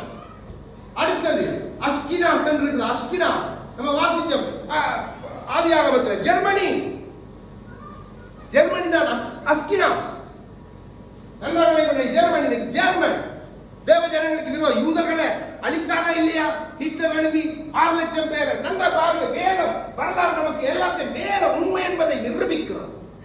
நல்லா விளங்கிக் கொள்ளுங்க. அடுத்தது எல்ஷான் எல்ஷான் ஒருத்தர் இருக்கானா, அதுதான் இன்னைக்கு நம்ம சொல்ற பிரிட்டன் லண்டன். அடுத்தது தர்ஷிஸ் தர்ஷிஸ் சொல்றீங்களா, அது ஸ்பெயின். தர்ஷிஸ் யோனா போனான் தர்ஷிஸுக்கு, எங்க போனான்? ஸ்பெயினுக்கு. நல்லா விளங்கிக் கொள்ளுங்க. தர்ஷிஸ் என்ற ஸ்பெயின். அடுத்தது கேத்தி கேத்தி வேண்டா கிரேக்கில இன்னொரு பகுதி ஜனங்களை கேத்தி. அது ஏன் பின்பாடு அவங்களுக்கு விளங்கப்படுத்தும் போது விளங்கு. அந்த கேத்தி மக்கள் தான் பின்னாலே வந்து இந்த ரோமை ஸ்தாபித்தது. நான் காண்பித்துக் கொடுக்கிறேன். கேத்தி.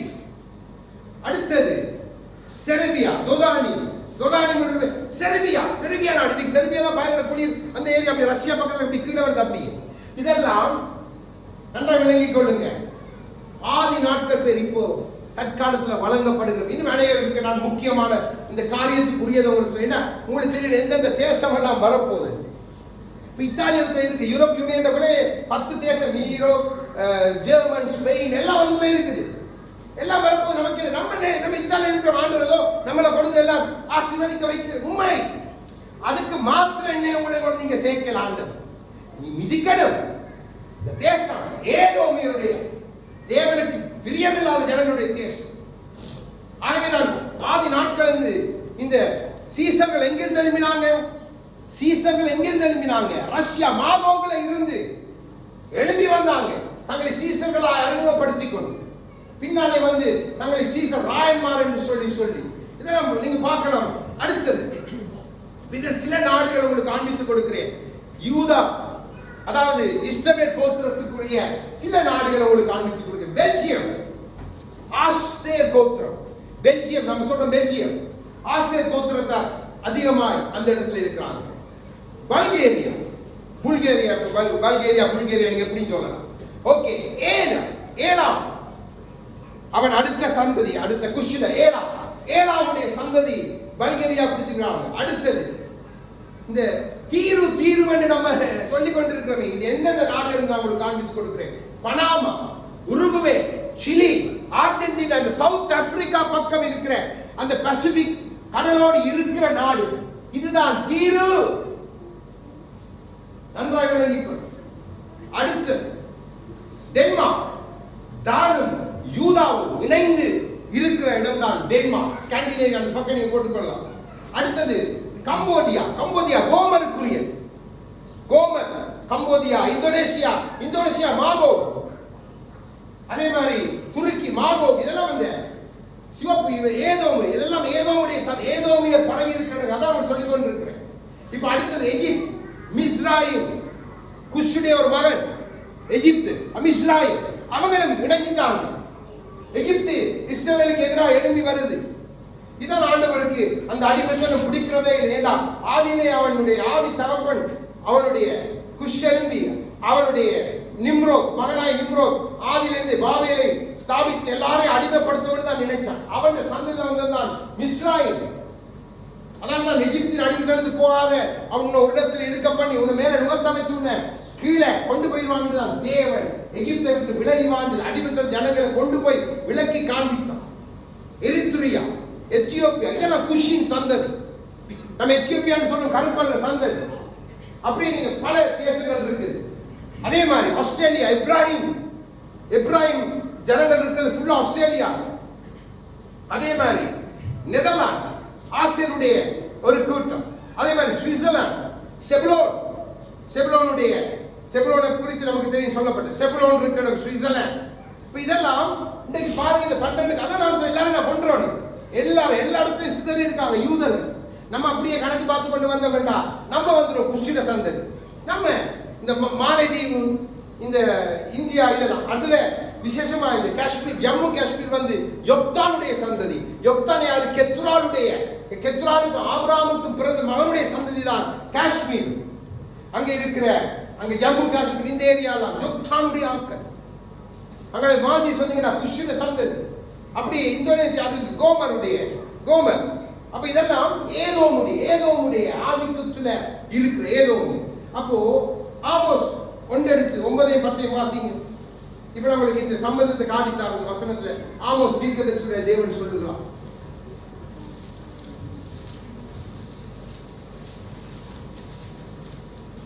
வாசிங்க. 9:10.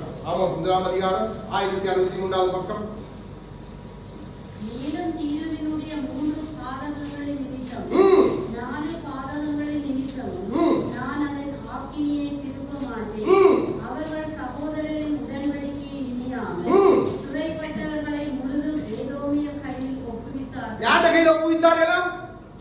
ஏதோமிய கையில. வடியா பாருங்க வசனம். அதான் ஆண்டவருக்கு நன்றி சொல்லணும். வடியா வாசித்து இந்த மார்க் பண்ணி எல்லாம் வச்சுக்கொள்ளுங்க. ஏன்னா தேவன் நல்லவர். ஏதோமிய கையில். அடுத்த வாசிங்க 10. தீருவின் மதிலுக்குள் தீ கொளுத்துவேன். அது அதன் அரண்மனைகளை பட்சிக்கும் என்று கர்த்தர் சொல்லுகிறார். ஏன் அது சொல்லுகிறார்? 11 வாசிங்க.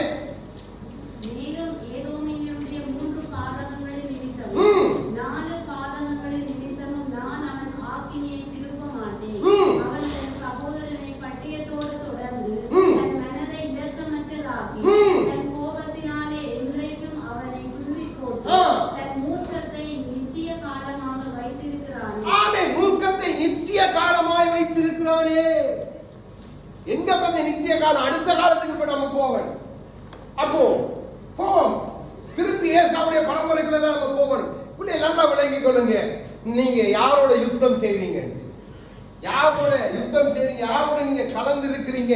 எப்படிப்பட்ட தேசத்துல நம்ம இருக்கிறோம்? நம்ம தேவன் எப்படி கொண்டு இந்த தேசத்துல வைத்த முகாந்திரம் என்னன்னு நீங்க தெரிந்து கொள்ளணும். அப்போ உங்களோட ஜெபங்கள் கூடணும். தேவ சமூகத்துல கதறன். நீங்க ஜெபிக்கிற ஜெபங்களை இந்த தேசத்தை அப்படியே மாற்றணும். நான் அதை குறித்து பேச விரும்பலாம். திடீரென அந்த காரியத்தை இதயத்தில் ஏவுறபடி நான் சொல்லுவேன். தேவன் எல்லா நன்மையும் பெற்றுக் கொண்டோமே, நம்ம என்னத்தை திருப்பி தேவனுக்கு செலுத்த முடியும்? நன்றாய் பிள்ளைகளை விளங்கிக் கொள்ளுங்க.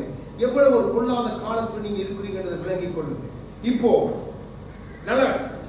உங்களுக்கு நன்றாய் தெரியும், சாத்தான் தீர்வுக்கு பேசும்பொழுது தேவன் சாத்தானோடு பேசுகிறார். இன்னைக்கு இந்த சாத்தானால பிடிக்காத தீர்வு இந்த இடம் பாத்தீங்கன்னா பிரேசில். இதெல்லாம் வேசித்தனத்தின் உச்சம்.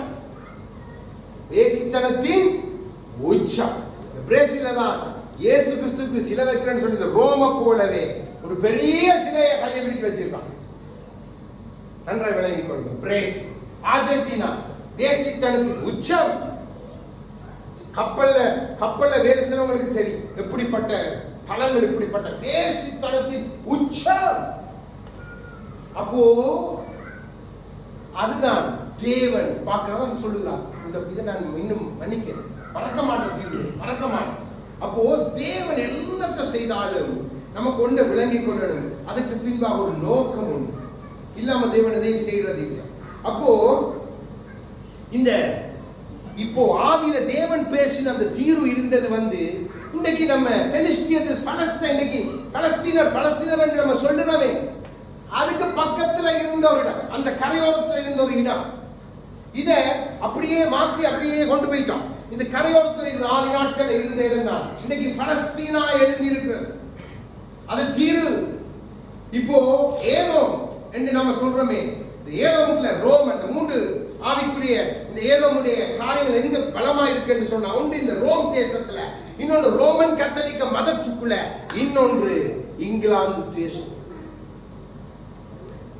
இன்னைக்கு பாருங்க, இங்கிலாந்து ராஜா சிவப்பு இதெல்லாம் அணிஞ்சு அவங்க இன்னும் ராஜா இது பண்ணி தங்களை பெருசா காண்பித்து அந்த பக்கிங்ஹாம் பேலஸுக்கு அடுத்த சிவப்பு அறம் பாருங்க. அந்த பக்கிங்ஹாம் பேலஸ் அடிச்சு பாருங்க, எல்லாம் சும்மா சாதாரண காரியம்.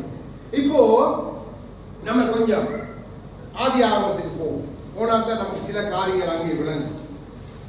ஆதி ஆரம்பத்தில் ஏசாவின் சந்ததியை பற்றி சொல்லி இருக்கிறது எடுத்து ஆதி ஆரம்பம்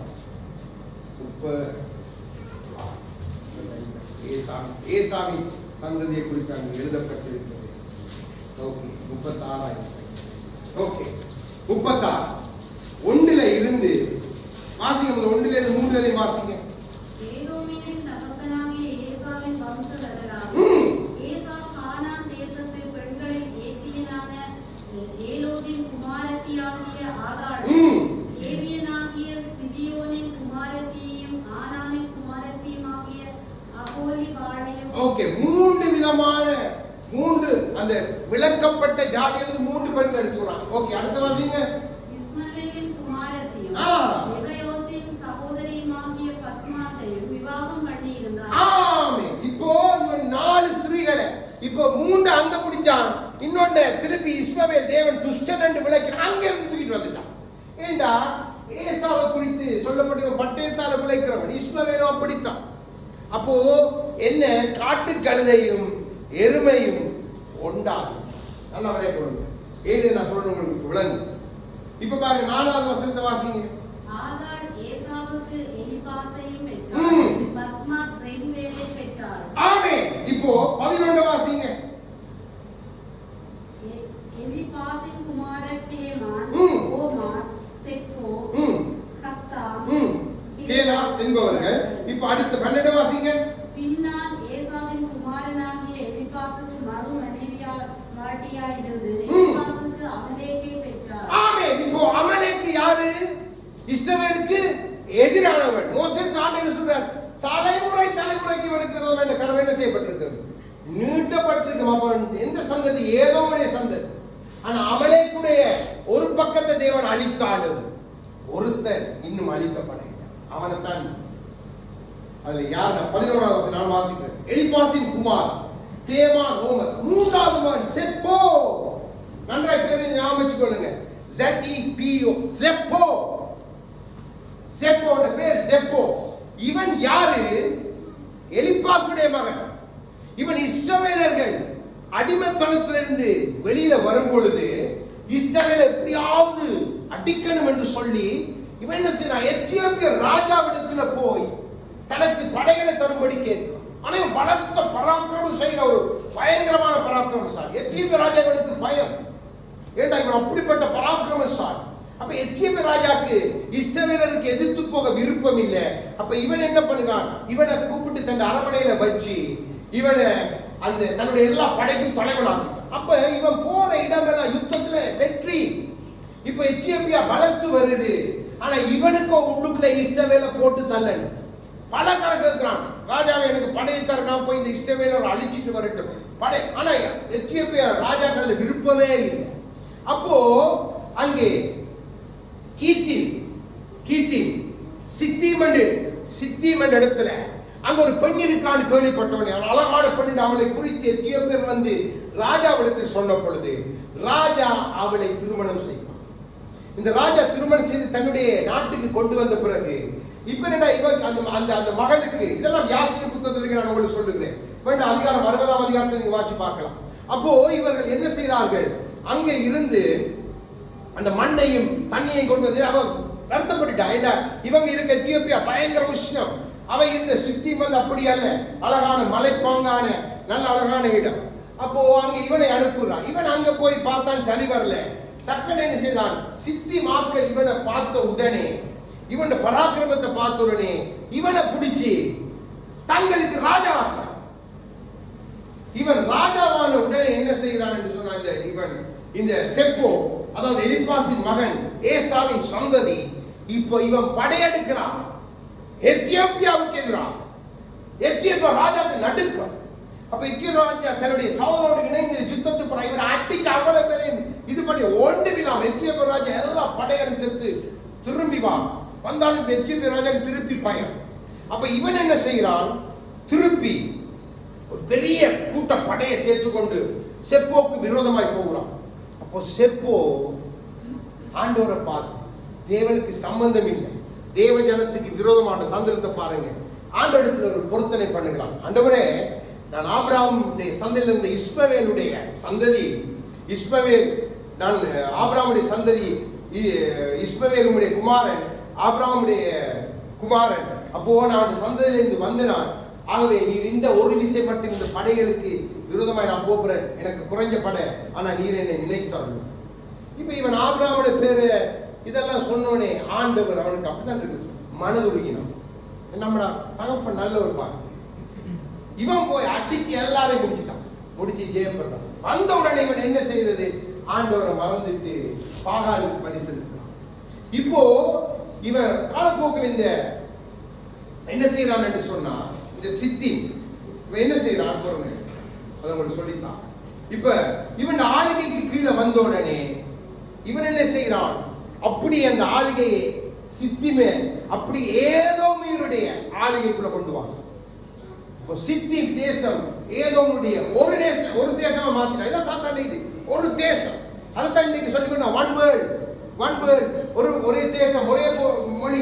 அப்போ சித்திமே ஒரே இதா மாத்தின உடனே இந்த சித்திம் யாரு, இந்த சித்திம் தேசத்தில் இருந்தது யாப்பேத்துடைய சந்ததியில வந்தவர். அன்றா விலகிக் கொள்ளுங்க. இப்ப இதை இவன் பிடிச்சிட்டு இந்த செப்போ என்றவன் என்ன செய்கிறான்டா, பின்மணி அதுல பல இருக்கு.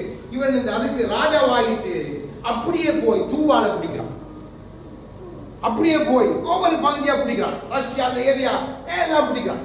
பிடிச்சி ஒரு ஆளுநர் கீழே கொண்டு வந்திருப்பான். அவ்வளவு பராக்கிரமசாலி, அவனை யாரும் அசைக்க முடியாது. அப்படிப்பட்ட பயங்கரமான செப்போ எலிபாசுமான் பயங்கர பராக்கிரமம்.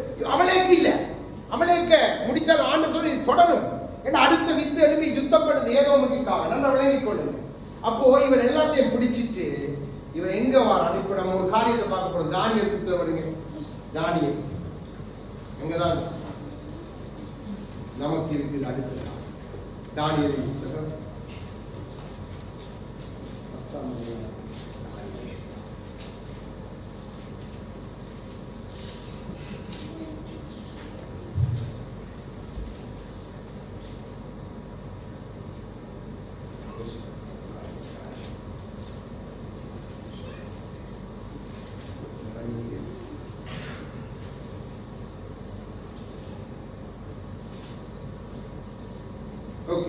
11வது அதிகாரம், தானியேல் 11வது அதிகாரம் 30 வாசி.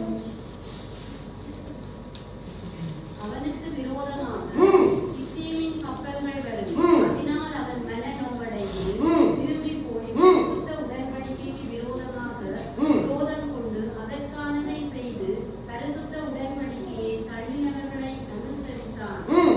ஆனாலும் அவனிடத்திலிருந்து புறப்பட்ட சேனைகள் எழுந்து அரணான பரிசுத்த ஸ்தலத்துக்கு பரிசுத்தத்தை குலைச்சலாக்கி அன்றாட பணியை நீக்கி பாழாக்கும் அருவருப்பை அங்கே வைப்பார்கள். யாரு? இந்த கித்தீம் பின்னால ரோம்,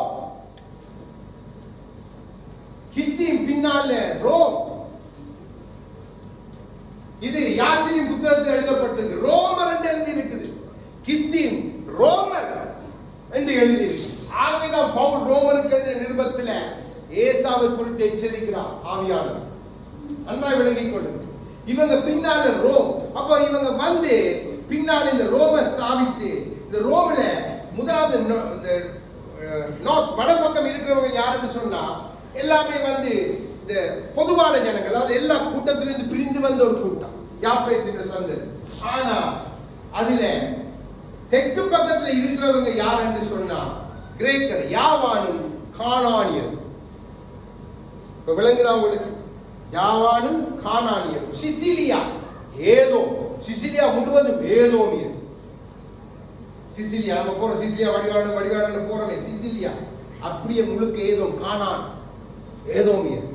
சவுத் தெற்கு பக்கம் முழுக்க இத்தாலியில. அதனாலதான் நீங்க பாத்தீங்கன்னா பில்லி சூனியம், நான் உங்களுக்கு சொல்லி கொடுத்துருக்கேன். பில்லி சூனியங்கள் எல்லா மந்திர தந்தங்கள் நிறைஞ்சி இருக்கு. ஏன்னா கானானியர் அதை பிராக்டிஸ் பண்ணாங்க, ஏசாவின் சந்ததி அதை செய்தாங்க.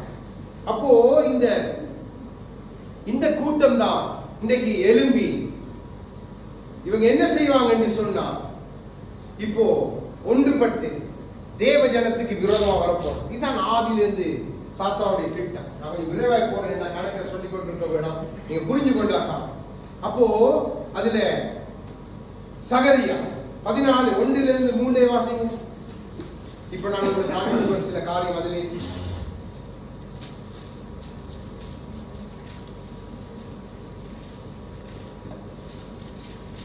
கர்த்தருடைய நாள் வருகிறது. உன்னின் கொலையாளன் உன் நடுவிலே காண்பிடப்படும். எருசலேமுக்கு விரோதமாக யுத்தம் பண்ண சகல ஜாதிகளையும் கூட்டுவேன். நகரம் பிடிக்கப்படும். வீடுகள் கொள்ளையாகும். ஸ்திரீகள் அவமானப்படுவார்கள். நகரத்தாரின் பாதி மனுஷர் சிறைப்பட்டு போவார்கள். மீதியான ஜனமோ நகரத்தை விட்டு அறுப்புண்டு போவதில்லை. கர்த்தர் புறப்பட்டு யுத்த நாளிலே போராடுவது போல் அந்த ஜாதிகளோட போராடுவார். கர்த்தர் யாரோடு போராட போற? 14:3 சொல்றது ஜாதிகளோடு தேவன் போராட போகிறார். இதோ கர்த்தருடைய நாள்ல அப்போ இந்த நாள் தான் வருது. இப்ப நீங்க அந்த நாளுக்கு சமீபித்து வந்துட்டீங்க. அந்த நாளுக்கு முன்பா நடக்க வேண்டிய சம்பவங்கள் தான் தேவன் சபையை எடுத்துக்கொள்ளணும். நீங்க நினைக்கிற மாதிரி இல்லை இந்த யுத்தம், நீங்க நினைக்கிற மாதிரி இல்லை. இது யுத்தம் முடியணும். முடிவுல தேவன் மகிமைப்படணும். அப்போ அதைத்தான் நீங்க சகரியால தேவன் சொல்லுகிறார், எருசலேமுக்கு எல்லாரும் வருவாங்க. அப்போ கர்த்தர் புறப்பட்டு யுத்த நாளில் போராடுவது போல அந்த ஜாதிகளோடு போராடுவது. கர்த்தரை யுத்தத்துல வரணும் வேண்டாம், இதைத்தான் சொல்றான் வருவான். அப்போ நாசியில எனக்கு ஏறும், என்னுடைய கோபம் ஏறு, நான் அவனுக்கு விரோதமாய் வருவேன், அவனை சுவடுகளால் திருப்புவேன்.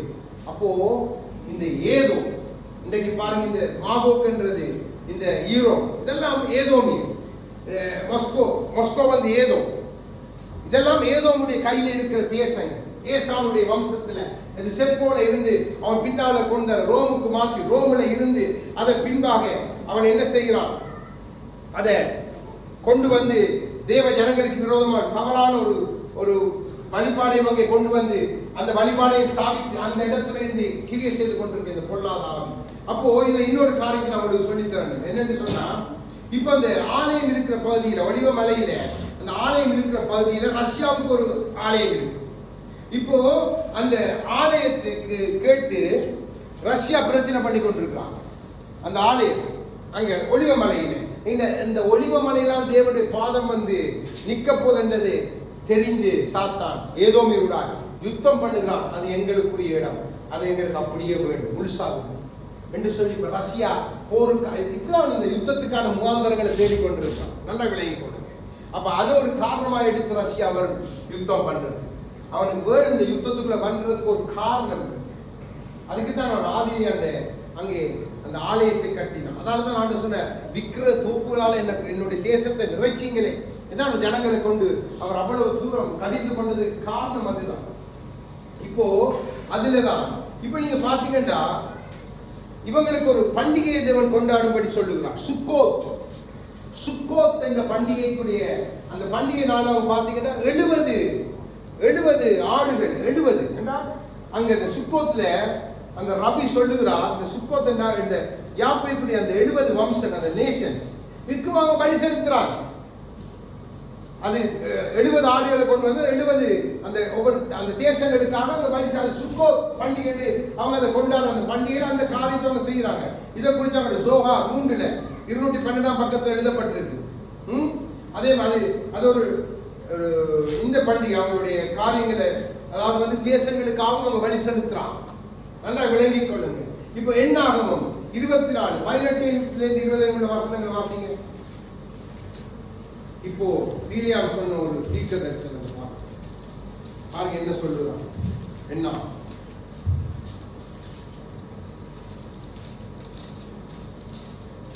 24 அழகா எழுதப்பட்டது.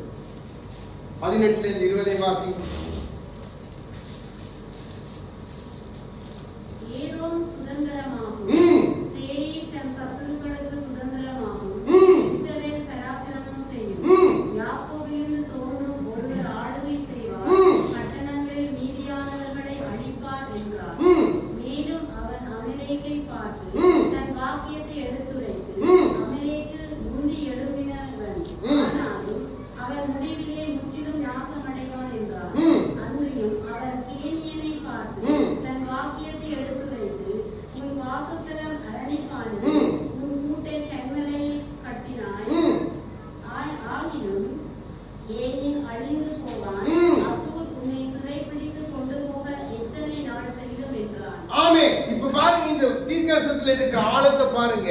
அமலேக்கு முந்தி எழுப்பினவன். அமலேக்கு தான் முந்தி எழுப்பினவன். செப்போ குறித்து நமக்கு பெரிய காரியங்கள் சொல்லப்பட இல்லை. அமலேக்கு முந்தி எழுப்பினவன். ஆனா அமலேக்கு முற்றிலும் அழிக்கப்பட்டு போ. அதான் அவன் சொல்றேன். இப்ப செப்போ அதே ஏதோமி வம்சத்தில் எழுப்பின அடுத்த பராக்கிரமசாலி. அமலேக்கு காட்டின பராக்கிரமசாலி செப்போ. அவனை அப்படிப்பட்ட ஒரு வீரன். இப்ப அவனை கொண்டு இன்னைக்கு பாருங்க ஏதோமுடைய எல்லை எதுவரைக்கும் விஸ்தாரமாக்கி இருக்கான். ஆனாலும் யாக்கோபிலிருந்து தோன்றும் ஒருவர் ஆளுகை செய்வார். அதான் நம்முடைய இயேசுராஜா. அவர் எல்லாரையும் மற்ற நீங்க எல்லாரையும் அழிப்பார். தேவ ஜனங்கள் விரோதமாக இருக்க அத்தனை பேரையும் அழித்து அவர் முடிவுல அவர் ஆளுகை செய்வார் என்பதை பீலியாம கொண்டு. பீலியாம் வந்து பாருங்க, அவன் வந்து இஸ்ரவேல் தீர்க்கதரிசி அல்ல, புறஜாதி தீர்க்கதரிசி. ஆண்டு நமக்கு எழுதி வைத்திருக்கார். இந்த ஏதோம் என்ற வார்த்தையை நீங்கள் எல்லா இடத்துலையும் தேடி தேடி பார்க்கணும். ஏன்னா இந்த ஏதோம் சாதாரணமானது இல்லை. ஏதோம் பொல்லாத நமக்கு விரோதமான ஆதியில இருந்தே இஸ்ரவேல் ஜனங்களை யாக்கோபின் சந்ததிக்கு எதிராக எழும்பின இந்த ஏசா. ஏன்னா அதாவது அந்த புத்திர ஸ்வீகார பாகத்தை அசப்ட் பண்ணினான். ஆகவேதான் நமக்கு யாக்கோபு எழுதுறார், நீங்க அப்படி இருக்காதீங்க. அவன் வேசிக்கல்ல, அதான் விக்கிராதனை செய்யாதீங்க, வேசித்தன மார்க்கத்துல போகாதீங்க. பாருங்க, விக்கிராதனை இந்த தேசங்களை நிரப்பி விட்டு இருக்கிறான். வேசித்தனத்துல நிரப்பி விட்டு இருக்கான். உடுப்புகளையும் அசிங்கமா விட்டு. இதுதான் அவனுடைய தந்திரம், ஏதோவுடைய தந்திரம். நீங்க சாதாரணமா நினைக்கக்கூடாது. நீங்க பார்த்து ஒவ்வொரு காரியத்தை நீங்க இன்னும் கணக்கு காரியங்களுக்கு நான் சொல்லலாம். அப்போ நீங்க நான் ஒன்றை மட்டும் புரிந்து கொண்டா காணும். என்ன? நம்முடைய யுத்தம். இந்த கோகு என்பவன் யார்? இந்த கோகுக்கு பின்பாய் இருக்கிறது ஏசா, ஏதோமிய சந்ததி. மாகோகு என்று சொன்னால் நான் காண்பித்து கொடுத்த அத்தனை ஜாதிகள் இவங்க எல்லாரும் எங்களுக்கு விரோதமாக தான் வரக்கூடாது. தேவ ஜாதி. நீங்க நினைக்க நான் ரோம்ல தான் தப்பிடுவேன், நீங்க நினைக்க கூடாது நான் அங்கிருந்தா தப்பிடுவேன். நடக்க போறதே இல்லை. ஏனென்று சொன்னா இந்த யுத்தம் சாத்தானுக்கும் தேவனுக்கும், ஆனால் தன்னுடைய பிள்ளைகளை கொண்டு, தன்னுடைய பிள்ளை அல்லாத தான் வெறுத்த ஜாதியை கொண்டு தேவன் செய்கிற யுத்தம். அப்ப இந்த யுத்தத்துல தேவன் ஜெயிப்பார். அதுதான் பின்பாய் நீங்க எடுத்து வாட்சி பார்க்கலாம். அந்த இசைக்கியல பாருங்க, ஆண்டவர் சொல்ற காரியம் சிலதை பார்த்து உங்களுக்கு 2 வசனங்களை பார்த்துட்டு உபதியாக பார்த்தோம்னா எல்லாம் 32 அதுல 26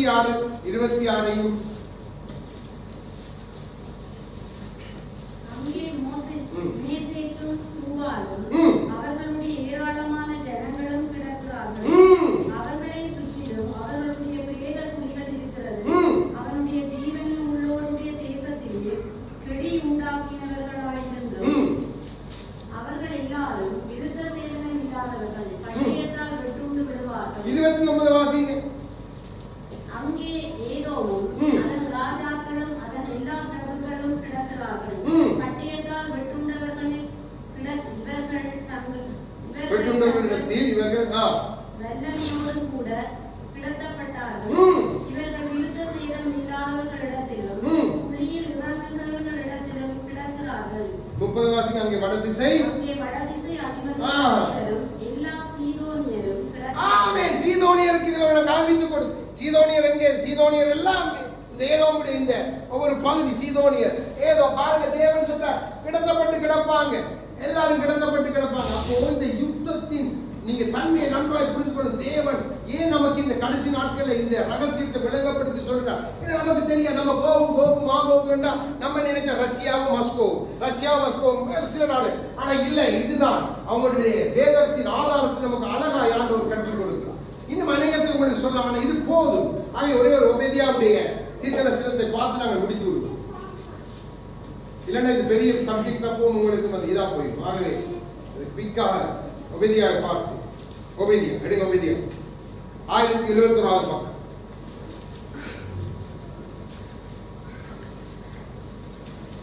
இப்ப பாருங்க, இதுக்கு தான் சீயோன் எழும்படும், இதுக்கு தான் தேவ பிள்ளைகள். ஒன்றிலிருந்து வாசிங்க. 1071 பக்கம். உபதியாவின் தரிசனம். கர்த்தராகிய ஆண்டவர் ஏதோமை குறித்து சொல்லுகிறது என்னவென்றால், எழுப்புங்கள், அதற்கு விரோதமாக யுத்தம் பண்ண எழும்புவோம், வாருங்கள் என்று அறிவிக்க ஸ்தானாதிபதி ஜாதிகளிடத்தில் அனுப்பப்படும் செய்தியை கர்த்தர் சொல்ல கேட்டேன். ஆமென். நாம் ஸ்தானாதிபதிகள் கிறிஸ்துவின். தேவன் சொல்லுகிறார் இந்த ஏதோமுக்கு இதான் கடைசி கால யுத்தம். ஏதோமுக்கும் இஸ்ரவேலுக்கும் அதாவது ரட்சிக்கப்பட்ட ஜனத்துக்கு நடக்கிற சத்துக்களுடைய யுத்தம் இது. நம்ம எழும்பன், அதான் எழும்பி பிரகாசிக்க சொல்றாங்க. எழும்பு, நீ ஜாதிகளுக்காக நீ எழும்பணும், உனக்காக நீ எழும்பணும், உன் தேசத்துக்காக எழும்பணும். சாதாரணமாக படுத்திருக்க ஒரு காலம் இல்ல பிள்ளைகளே. நம்ம அசண்டே நமக்கு வீட்டை நல்லது, ஆனால் வீட்டை கிட்ட அதுல நம்ம சந்தோஷப்படுற காலம் அல்ல. நம்ம ஒரு காலிச்சு அதுல சந்தோஷப்படுற காலம் அப்படின்னு ஒரு சந்தோஷம் அற்பமானது. யுத்தம் அந்த இலையில அழிந்து போகும். அழியாமையை தேடுங்க, அழியாத அவருடைய நித்திய ஜீவனுக்கு ஏதுவானவைகளை தேடுங்க. ஆகவேதான் தேவன் சொல்லுகிறார், என் ஜனம் அழிகிறது இல்ல, என் ஜனம் ஜீவனோடு தேசத்துக்கு அவனோ கிடத்தப்பட்டு கிடக்கிறான். மரித்தோரோடு ஏதோவும் சீதோடும் அவனை சேர்ந்த வட தேசத்து ராஜாக்கள் யாவரும் தேவ வார்த்தை பொய் சொல்ல போகிறதே இல்லை.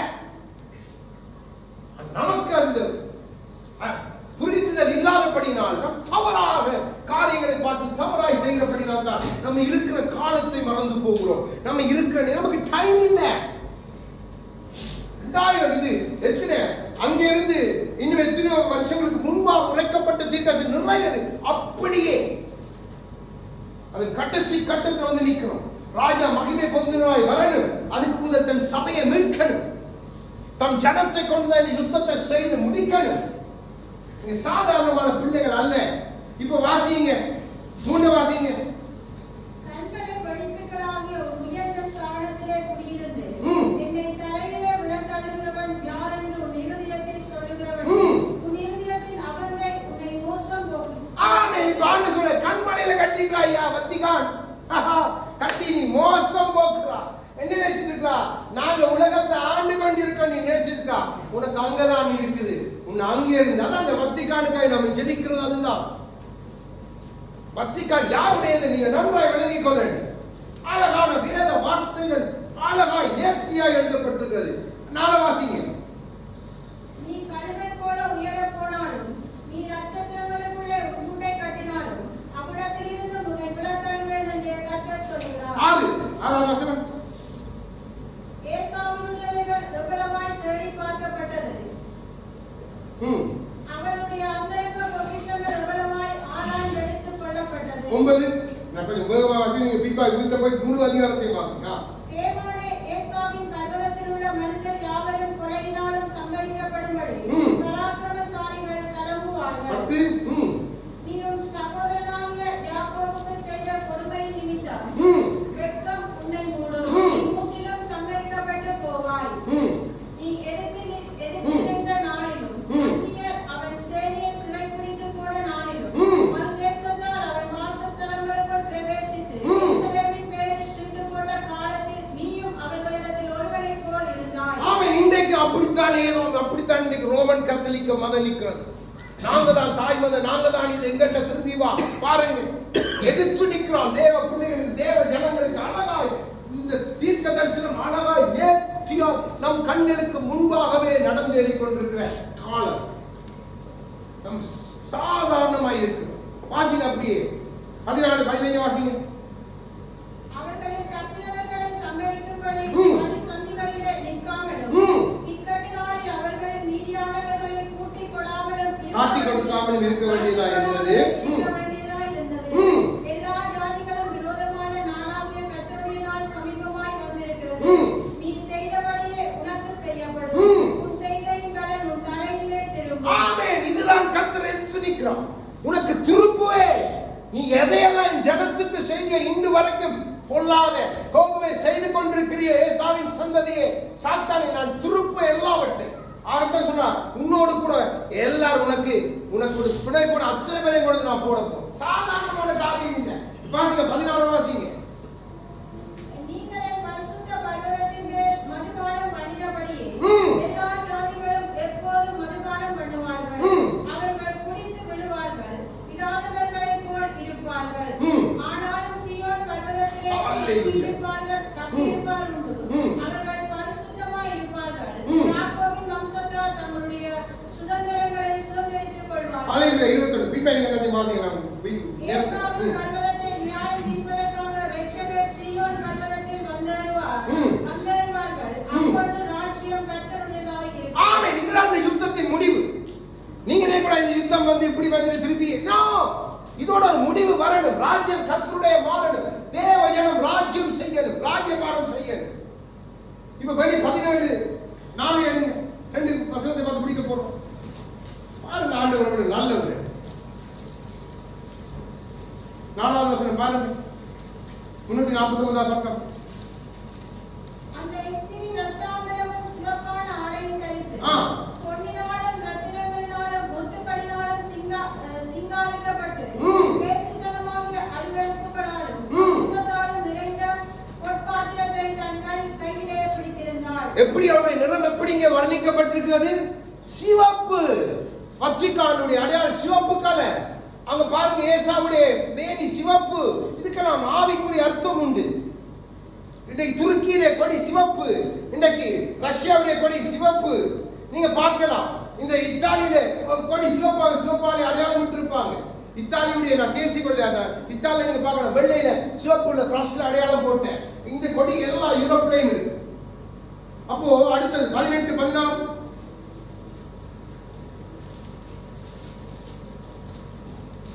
350 பக்கம். அதிலே வெளிப்படுத்தினது 18 16.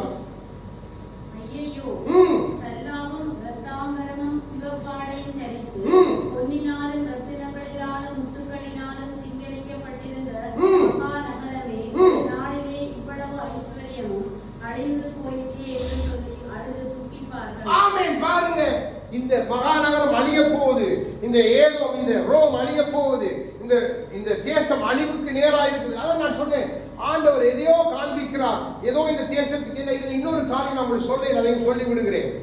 பாருங்க, அங்கே தானியேல் புத்தகத்தில் எழுதப்பட்ட பெர்சிய ராஜா எதிர்த்து வந்தான்.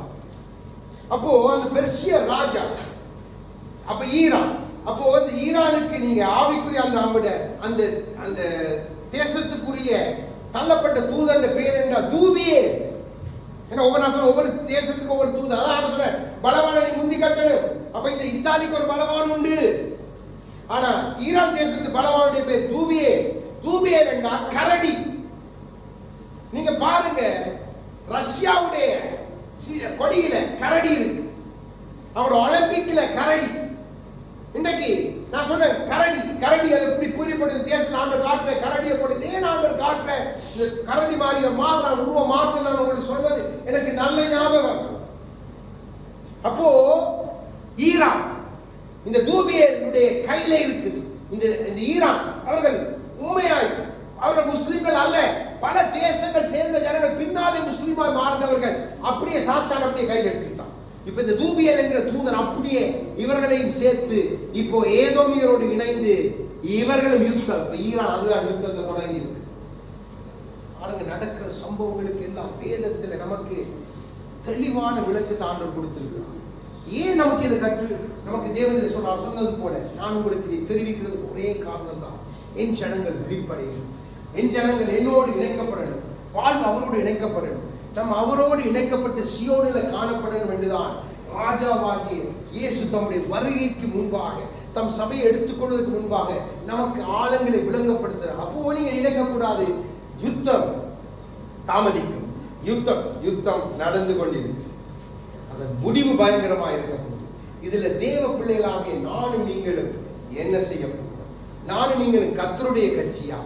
இல்ல ஏதோ அந்த ஏசா தன்னுடைய சேஷ்ட புத்திர பாகத்தை வித்து போட்ட அந்த ஏசாவை போல நானும் நீங்களும் களியாட்டுகளும் இன்னுமாய் ஆண்டவருக்கு பிரியமில்லாத விபச்சாரம், இன்னும் பேசித்தனம் கண்டா விற்கிறாராத நமக்குள்ள இருக்கு. பல விற்கிறாராதனை நம்ம உருவத்தை வச்சு வழிபடுற உள்ளுக்குள்ள நிறைய வச்சிருக்கோம். பணம், நம்மட வேலை, நம்மட வீடு, நம்மட வாகனம், நம்மட பிள்ளைகள், நமக்கு எல்லாம் விக்கிரமாய் நாட்டப்படும். இதை தூக்கி எறியன்ற ஏன்னா இது ஏசாவுக்குரிய பங்கு, இது எனக்குரிய பங்கு அல்ல. நான் உங்களுக்காக என்னை கொடுத்திருக்கிறேன். அப்போ கொடுத்தவர் நம்மை பார்த்து கேட்கிறார், என்னை யார் என்று நீங்கள் நினைக்கிறீர்கள்? அப்போ நாம் அவரை பேதுரு சொன்னது போல, ஆண்டவரே ஜீவன் உள்ள குமாரன் நீர் என்று நாங்கள் விசுவாசிக்கிறோம் என்று சொன்னால் நம்முடைய வழிகள் ஜீவனுக்கு ஏதுவாய் மாறணும். ஏண்டா அடுத்த வழி மரண வழிதான். இதைத்தான் எரேமியாவில் சொன்ன பல காரியங்கள் இன்னும் உங்களுக்கு நான் சொல்லலாம். ஆனால் இது போதும், இது உங்களுக்கு போதும். அப்போ யுத்தம் இப்ப தொடங்கினது அல்ல, யுத்தம் ஆதியிலேயே தொடங்கிட்டான். எதுக்குள்ள தொடங்கிட்டான்? ஆசீர்வதிக்கப்பட்ட ஒரே பேரான குமாரனை ஆம், நமக்காக ஆபிரகாம் அங்கே ஒப்பனையாய் கொடுத்தது போல அந்த குமாரனுடைய முதல் அங்கிருந்து ஸ்டார்ட் பண்ணிட்டான் சாத்தான். அதுதான் அவன் மகா தந்திரமா. பாருங்க எப்படி தொடங்கினான். இன்னைக்கு தேவ பிள்ளைகளுக்கு தான் காரியம். தேவனுக்கு பிரியமா நடக்க விரும்புறவர்களுக்கு விரோதமாக எழுப்புறதே அதே தேவ சபைக்குள்ள இருக்கிற பிள்ளைகள்.